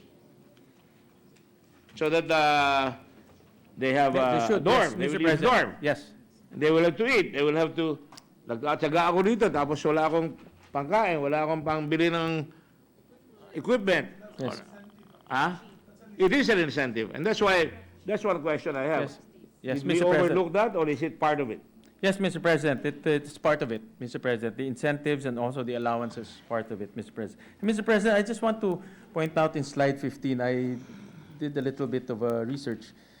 We did win the most number of medals in the last 2019 SEA Games, 387, Mr. President. But if you look at the Olympics for the last 28 years, You've not we won a only medal, won gold. 4 medals, Mr. President, in the last 28 years for the Summer Olympics, Mr. And President. these are individual sports, boxing, Correct, Mr. President. weightlifting, sariling kayod, sariling sikap, correct? Correct, Mr. President. Yes, and now let me just say, if we look at teamwork, you have a guy like Pele who is now in, I understand, very depressed. And I don't know why. He's very rich, came from the favelas, or which is more or less the informal settlers in Brazil, and yet he's a self-made man. He's a model, right? For that matter, Kobe Bryant went to Philadelphia high school in Philadelphia, and stopped schooling. And when he talks, it seems like he knows his business, no? Not just in basketball. Very creative, won an Oscar. So these are the type of things that you're looking for, right? Yes, Mr. President, correct. And again, I really believe that we have the talent. It's just the opportunity and also the right training and the right facilities, Mr. President. Well, I just want to be sure that we don't think that this is a panacea. Na ito lahat ang and all. Because maganda yung sinabi kanina ni Senator Tolentino. Sabi niya, mayroong mga eskwela sa Siargao, sa Surigao, may eskwela sa Regional. Talisay, Cebu, na pinopondohan natin. This is going to be one of them. And I think maybe one of the things that we should do is rationalize all this and create that national program so that it becomes parang an assembly line from the grade school. Tinitignan mo na yan, pagdating ng high school, imbitahin mo na yan dito sa college na ito.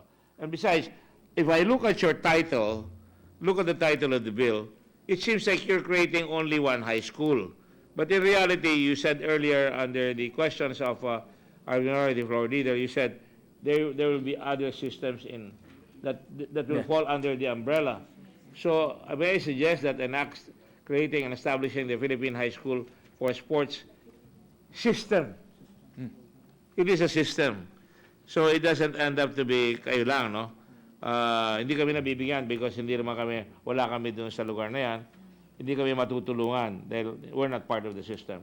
I suggest you create a system Yes. out of this. Yeah, that's a very good suggestion, Mr. President. And in the future, Mr. President, we want to emulate the model of the Philippine Science High School, wherein they created regional schools also to take advantage of the talent pool in that location, Mr. President. Yeah. Well, my problem has always been, ngayon na-realize natin ang teamwork. We're not even going to get the tall guys that were developed by the old system in basketball. For example, Slaughter is not going to play. This other guy playing for Ginebra, si Aguilar is not going to play. And now, the captain ball is Kiefer Ravena, young, 26-year-old, 25 years old. And a lot of young people are going to be part of it, right? But to my mind, so far, ang nakikita natin dyan, yung mga individual sports like Hidelin, wins weightlifting, Weightlifting. and if we support her, if that's all we want, one time, big time, naka-gold medal tayo, I think it's a failure. I think we should really propagate. Di ba? Correct. We must really propagate. And that's why I laud Mick Subiri, do it while he's not here. And also Senator Tolentino, Mr. Yeah, President. I was going to start doing that. Senator Tolentino, for, they create a program. Don't poo-poo our niche because it is really our national sport.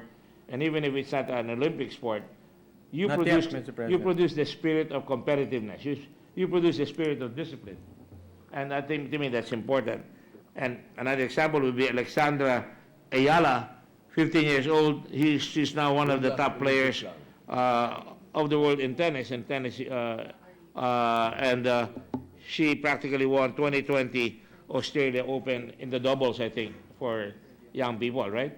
So, still individual. We have to graduate towards a bigger game. Like, we're naturals in football. You know that this guy, Rolando, I think, one of the big players of... Ronaldo? Ronaldo ba yan? Ronaldo. Yung Argentinian? Messi. Messi is about 5'6".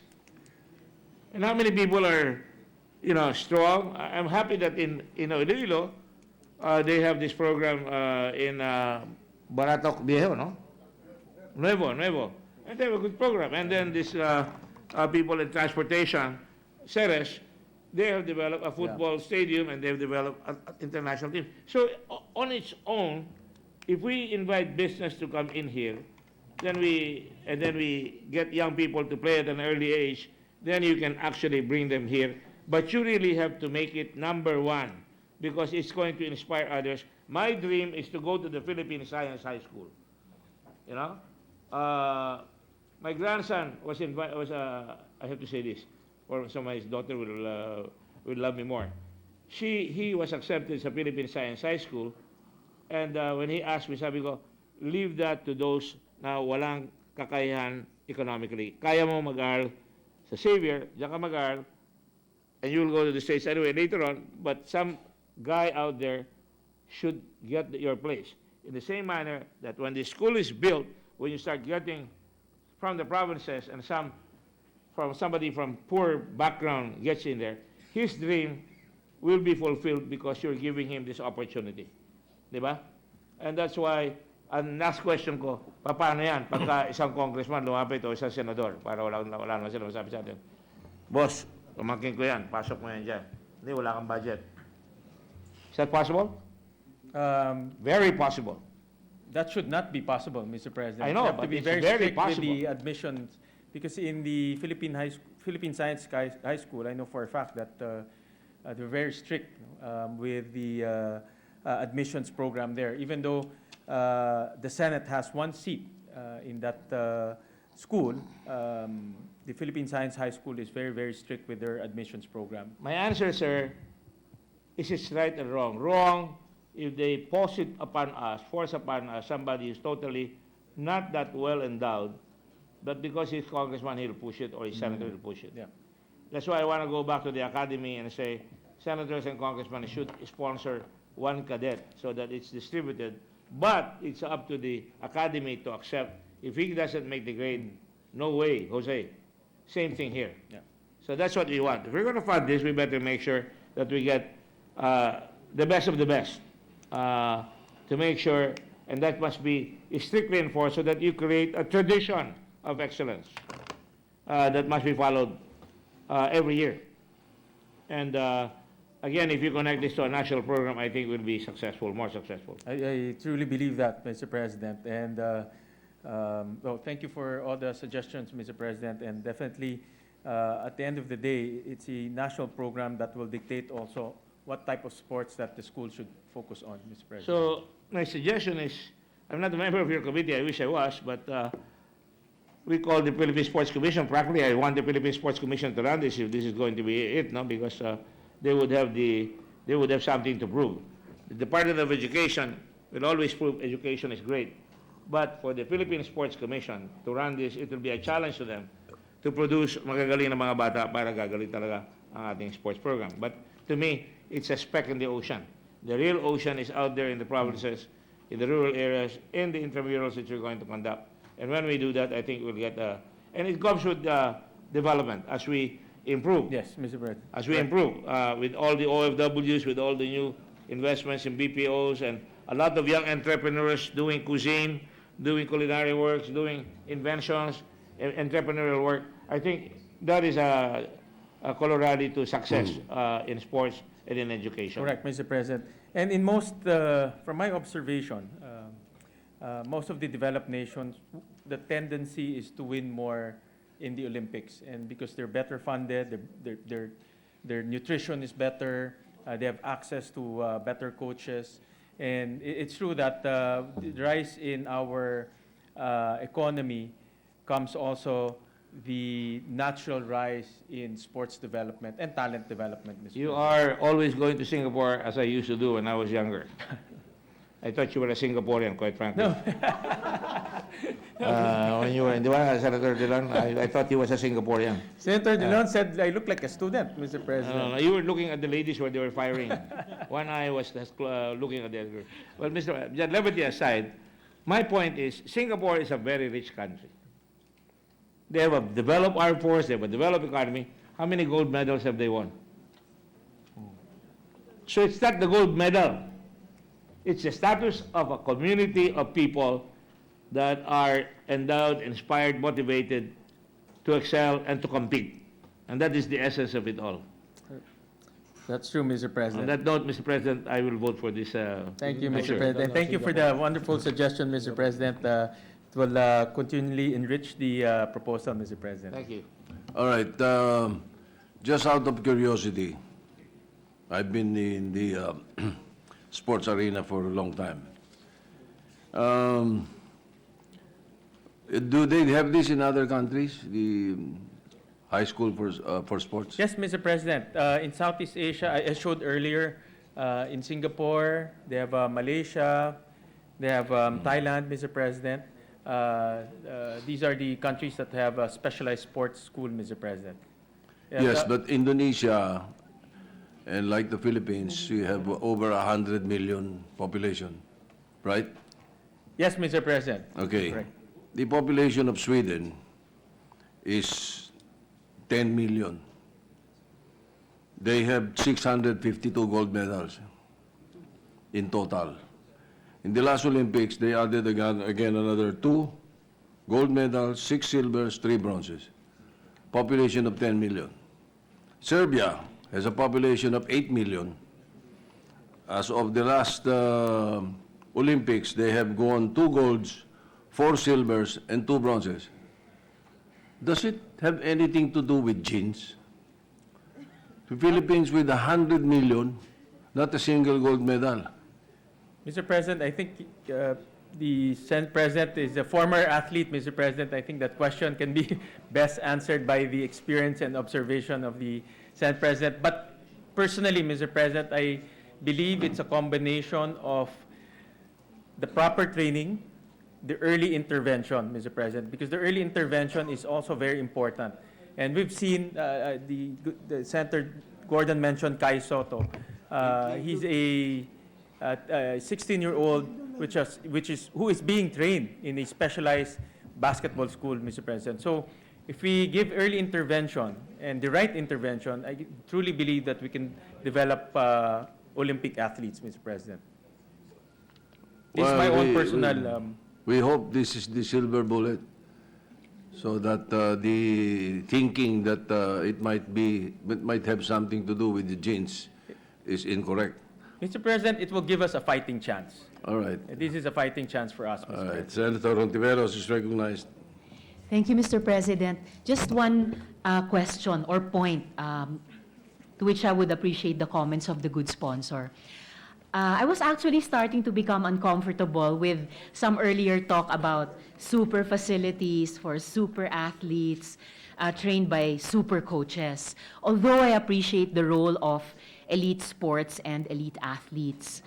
But because of that discomfort, I was glad when the majority leader then reminded us about the Batang Pinoy program, which recruits not just from among students, but also from among out-of-school youths. That Batang Pinoy program has been mentioned by sports reform advocates as the seed of something I had a conversation naman about with the good Senate President last year, and which term the good sponsor mentioned earlier, the Grassroots Sports Development Program. And my thought is, if we are to put together that national sports program mentioned by the gentleman from Zambales, that's the context, the positive context, I think, of this good bill. That maybe slowly we are putting together the puzzle of a national sports program, where an essential starting point, as I was discussing with the Senate President last year, is really the Grassroots Sports Development Program. Sabi po ng mga sports reform advocates, they see the Batang Pinoy program as the seed of the Grassroots Sports Development Program, in which, like another small country that the Senate President was enumerating for us, the Netherlands, so tiny, but a football powerhouse. Why?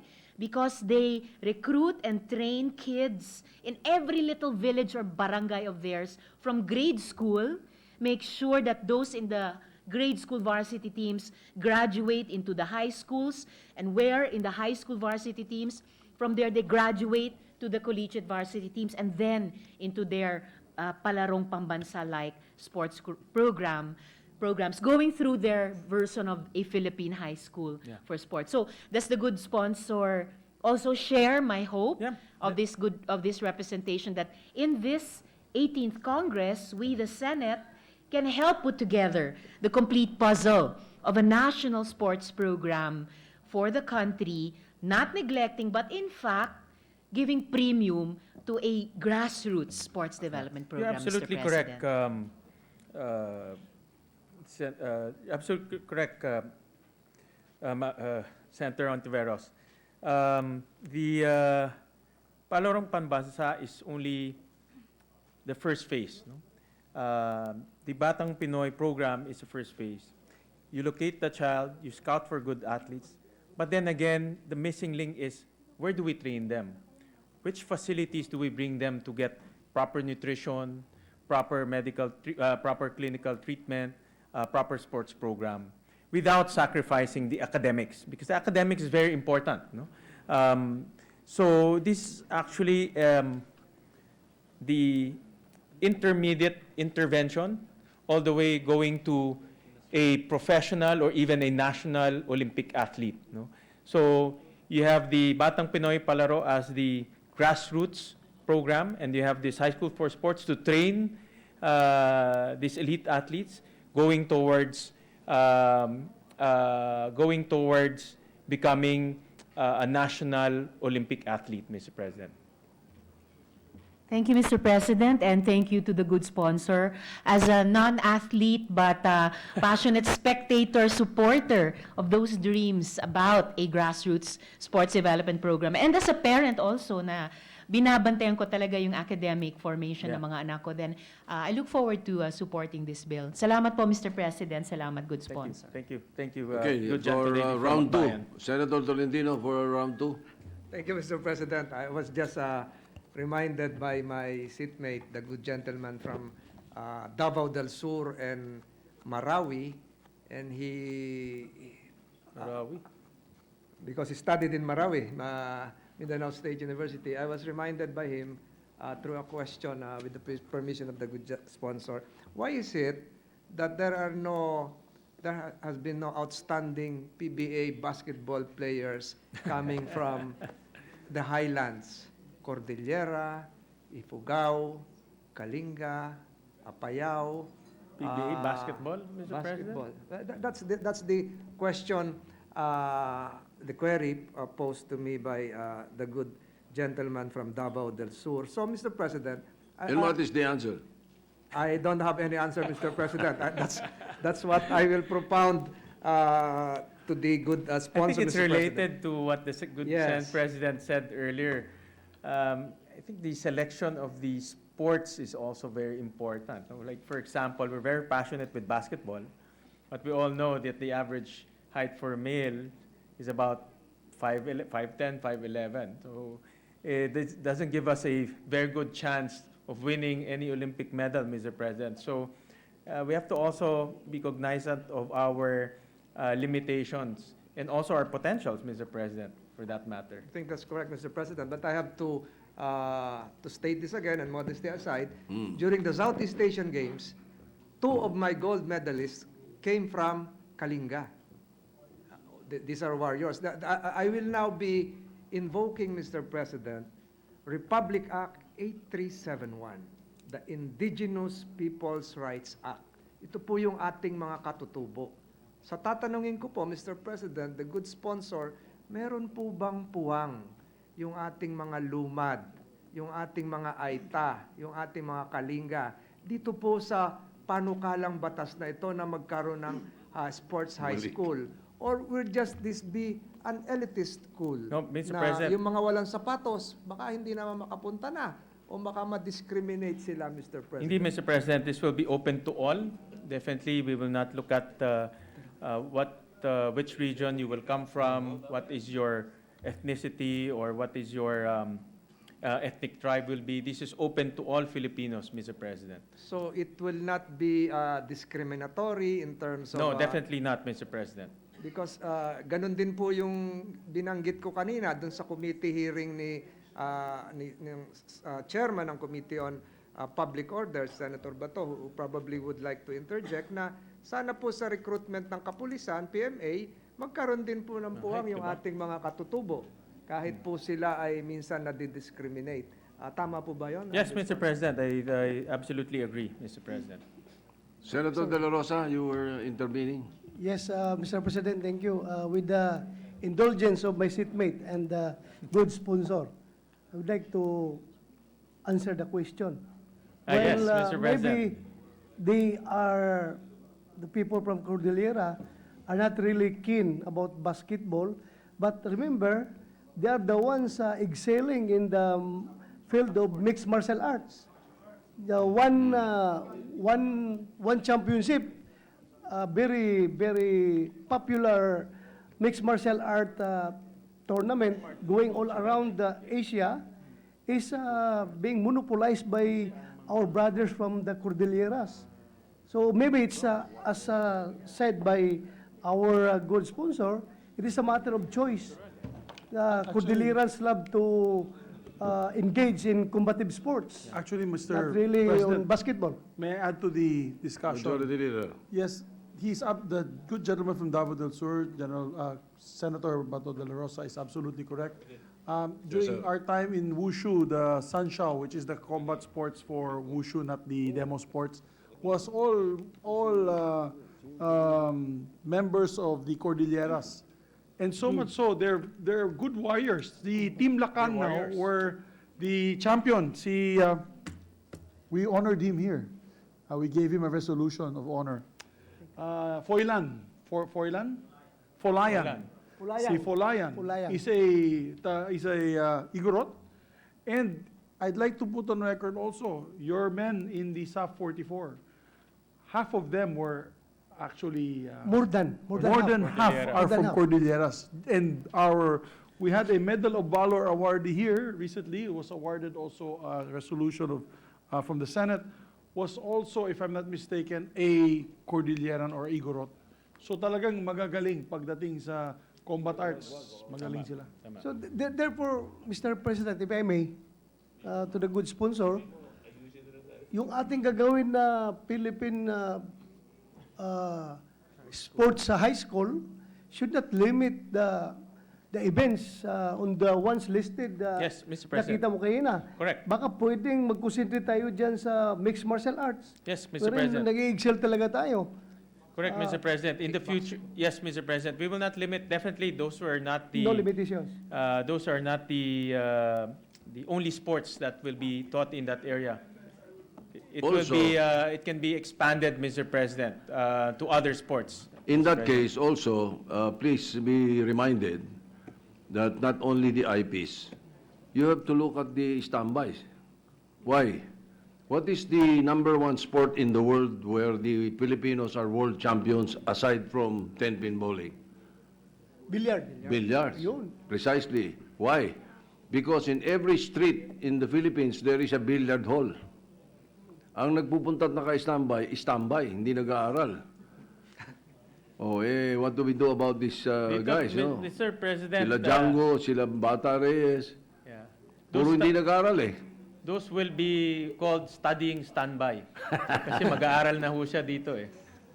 Mr. President, do I now get the concurrence of the good sponsor that when we finally retool this bill, we will have a space for our indigenous peoples, especially those coming from the highlands? Yes, and Mr. even President, southern Mindanao? definitely, this school is open to all Filipinos, no? Because, Regardless of their race and ethnic background, Mr. President. Thank you, Mr. President, because to remind again, the mandate of RA 8371 is for the state to provide scholarships, grants, and other incentives without prejudice to the right to establish and control their educational systems and so on and so forth. Maraming Yes. salamat po, Yes.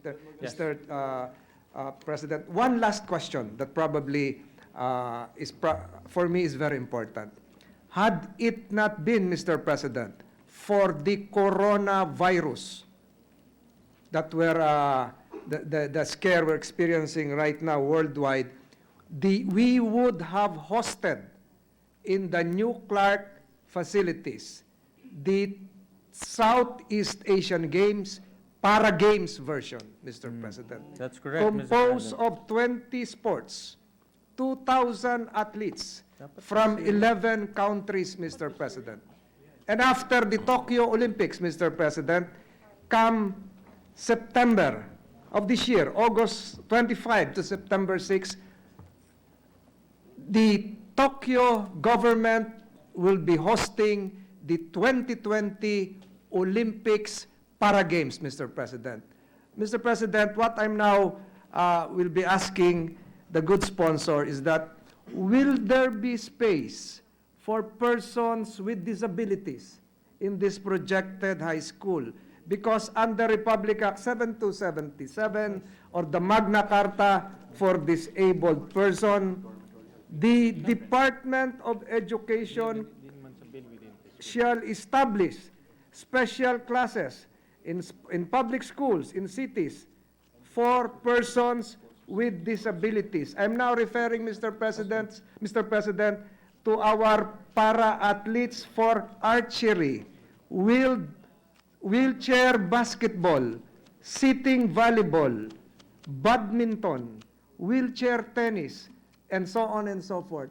Meron po kayang puwang dito yung ating mga persons with disabilities dito po sa itatayong Philippine High School for Sports? Kasi po, kung pipiliin lang natin sila sa palarong pambansa, sa Batang Pinoy, and other regional meets, hindi po natin makikita yung talento at galing ng ating mga kababayang, kabataang merong disabilities, Mr. But President. definitely, Mr. President, the existing facilities are PWD friendly. No? In fact, the Athletes Village is compliant to the PWD law, Mr. President.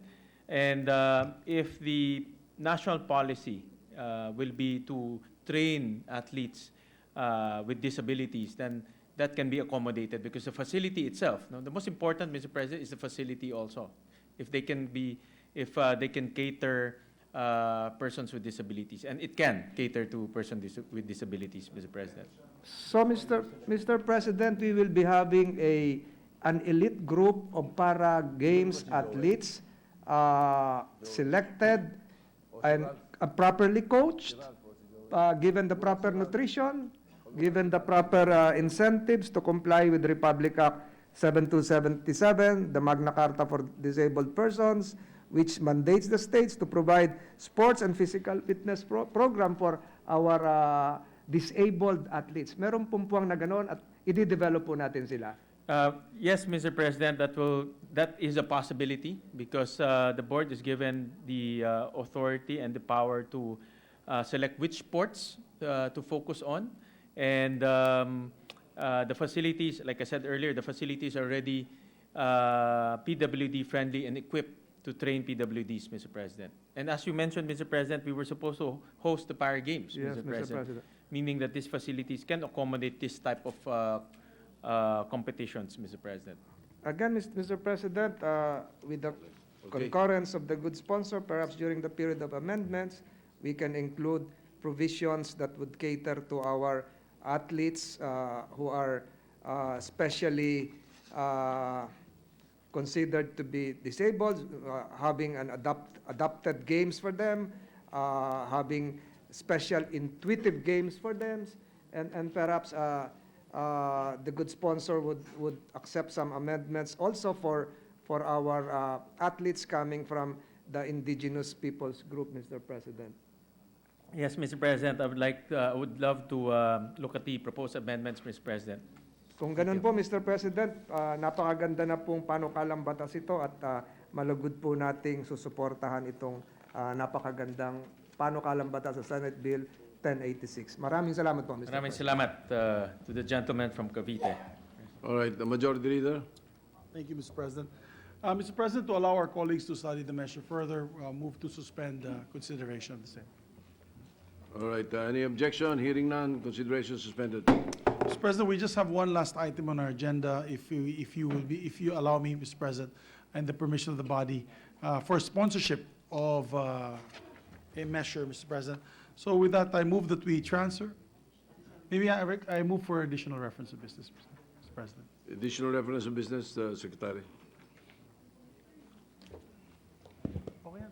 Additional reference of business, resolutions. PS Resolution Number 321, resolution directing the appropriate Senate committee to conduct an investigation in aid of legislation on the possible misuse and alleged irregularities in the disbursement of confidential intelligence funds in the Department of Information and Communications Technology, introduced by Senator De Lima. Referred to the committees on Blue Ribbon and Finance. PS Resolution Number 322, resolution directing the Senate Committee on Public Services to look into, in aid of legislation, the operations of ABS-CBN Corporation to determine compliance with the terms and conditions of its franchise under Republic Act Number 7966, introduced by Senator Poe. To the Committee on Public Services. Committee report number 45, prepared and submitted jointly by the Committees on Women, Children, Family Relations and Gender Equality, Social Justice, Welfare and Rural Development, Finance, and Health and Demography, on Senate number 1334 with Senators Ontiveros, Marcos, Revilla Jr., De Lima, and Angara as authors thereof, entitled, An Act Providing for a National Policy in Preventing Adolescent Pregnancies, Institutionalizing Social Protection for Adolescent Parents, and Providing Funds, therefore, recommending its approval in substitution of Senate numbers 161, 414, and 649, taking into consideration PS Resolution numbers 169 and 205, sponsor Senator Ontiveros. To the calendar for ordinary business. Session suspended.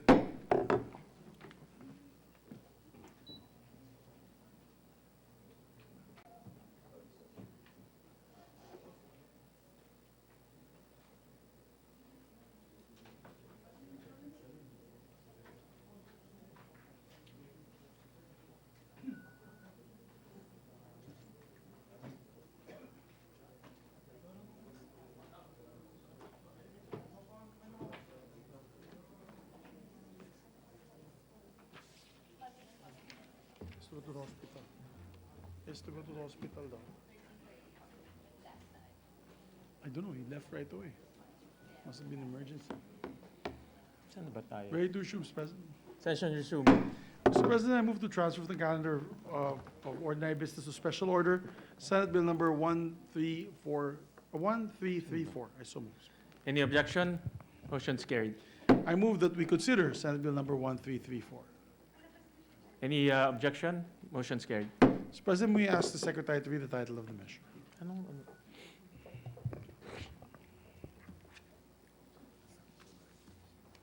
An act providing for a national policy in preventing adolescent pregnancies, institutionalizing social protection for adolescent parents, and providing funds therefor. Mr. President, may we recognize the sponsor of the measure, no other than their distinguished Senator, Senator Risa Ontiveros. Senator Antiveros recognized.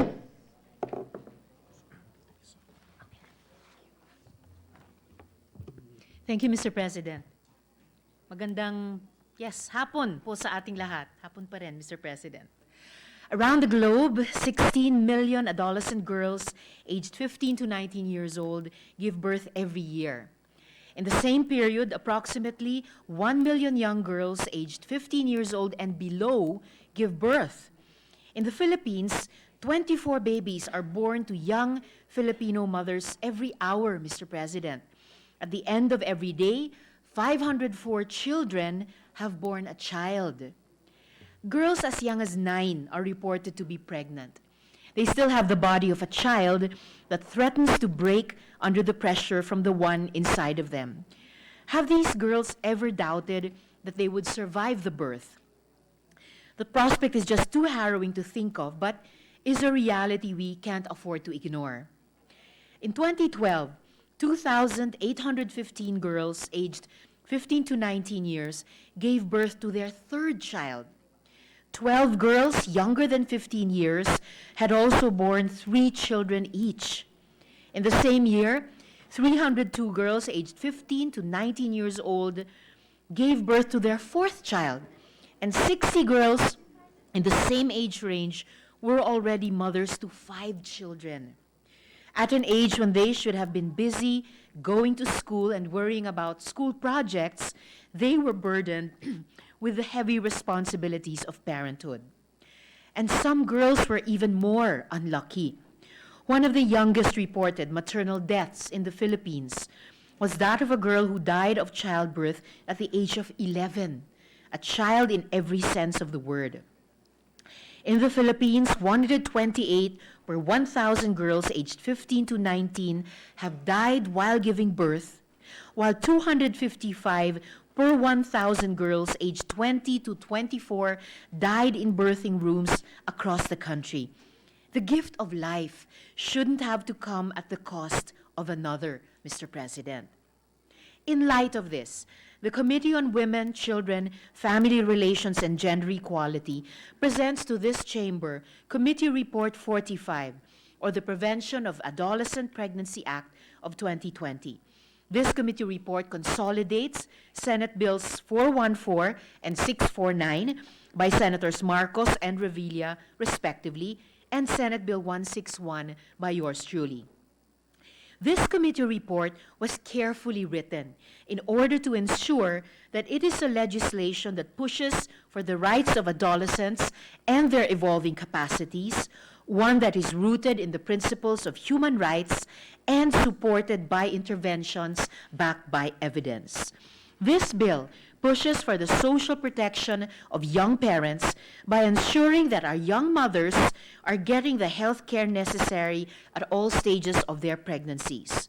Workshops and counseling services are also to be made available to them to ensure that they can get all the help and counseling they need when it comes to raising their children. By providing them with much-needed guidance and information, we can prevent repeat pregnancies among our young mothers while we ensure their physical and mental well-being as they take on the heavy responsibilities of parenthood. Special care is also accorded to first-time parents, especially those who are economically disadvantaged and those who are in marginalized and hard-to-reach groups who may have limited access to health care and life-saving information. The bill also provides strong protection for young girls and pushes for their right to continue their education despite the barriers erected against them. Flexible learning options are proposed in order to minimize the chances of disrupted education and to encourage young parents to continue and finish their education. Disrupting a girl's education because of her pregnancy exacerbates poverty. Low educational attainment adversely affects the lifelong earnings of a girl for the rest of her life. Education is so important, Mr. President, so much so that if we do not take our girls back to school, we stand to lose 33 billion pesos in lost income. Moreover, the bill recognizes the fact that young Filipinos are having earlier sexual initiations, sometimes unwanted and usually unprotected. The 2013 Young Adult Fertility and Sexuality Study reported that 23% of Filipino youth are having sex before the age of 18. This bill recognizes this reality and has formulated measures to equip our children with the knowledge and guidance to make choices that they believe are best for themselves. Schools, parents, and guardians are recognized as important sources of unbiased and scientifically accurate information on sexual and adolescent reproductive health, and as such, are respectively capacitated and trusted to deliver the correct and necessary information to our teenagers. We cannot afford to have more and more children having children, Mr. President. The problems of adolescent pregnancy are completely preventable, and doing little to prevent them will make us end up in a lose-lose situation. It perpetuates the intergenerational cycle of poverty and robs our children of their childhood. It is our duty as legislators and as parents to provide them with the knowledge they need and to empower them to make good choices and informed decisions as they grow into adulthood. Maraming salamat po, Mr. President.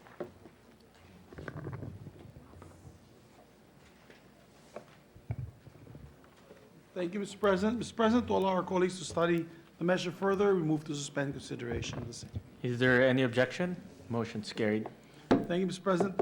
With no other topic matters to discuss, Mr. President, I move to adjourn session until 3 o'clock in the afternoon, Monday, February 17, 2020. So moved.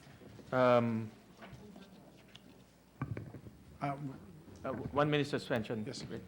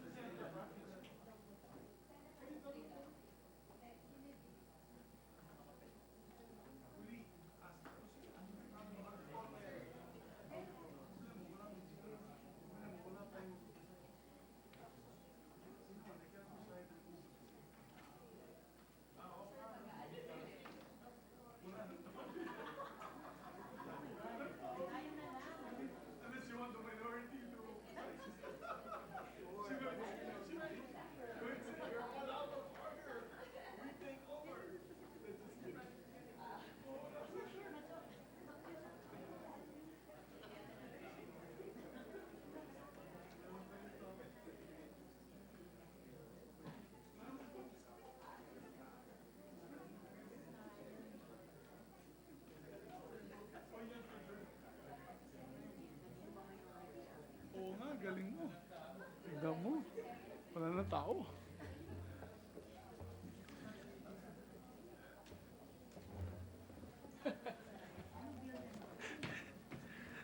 Ready to resume, Mr. President.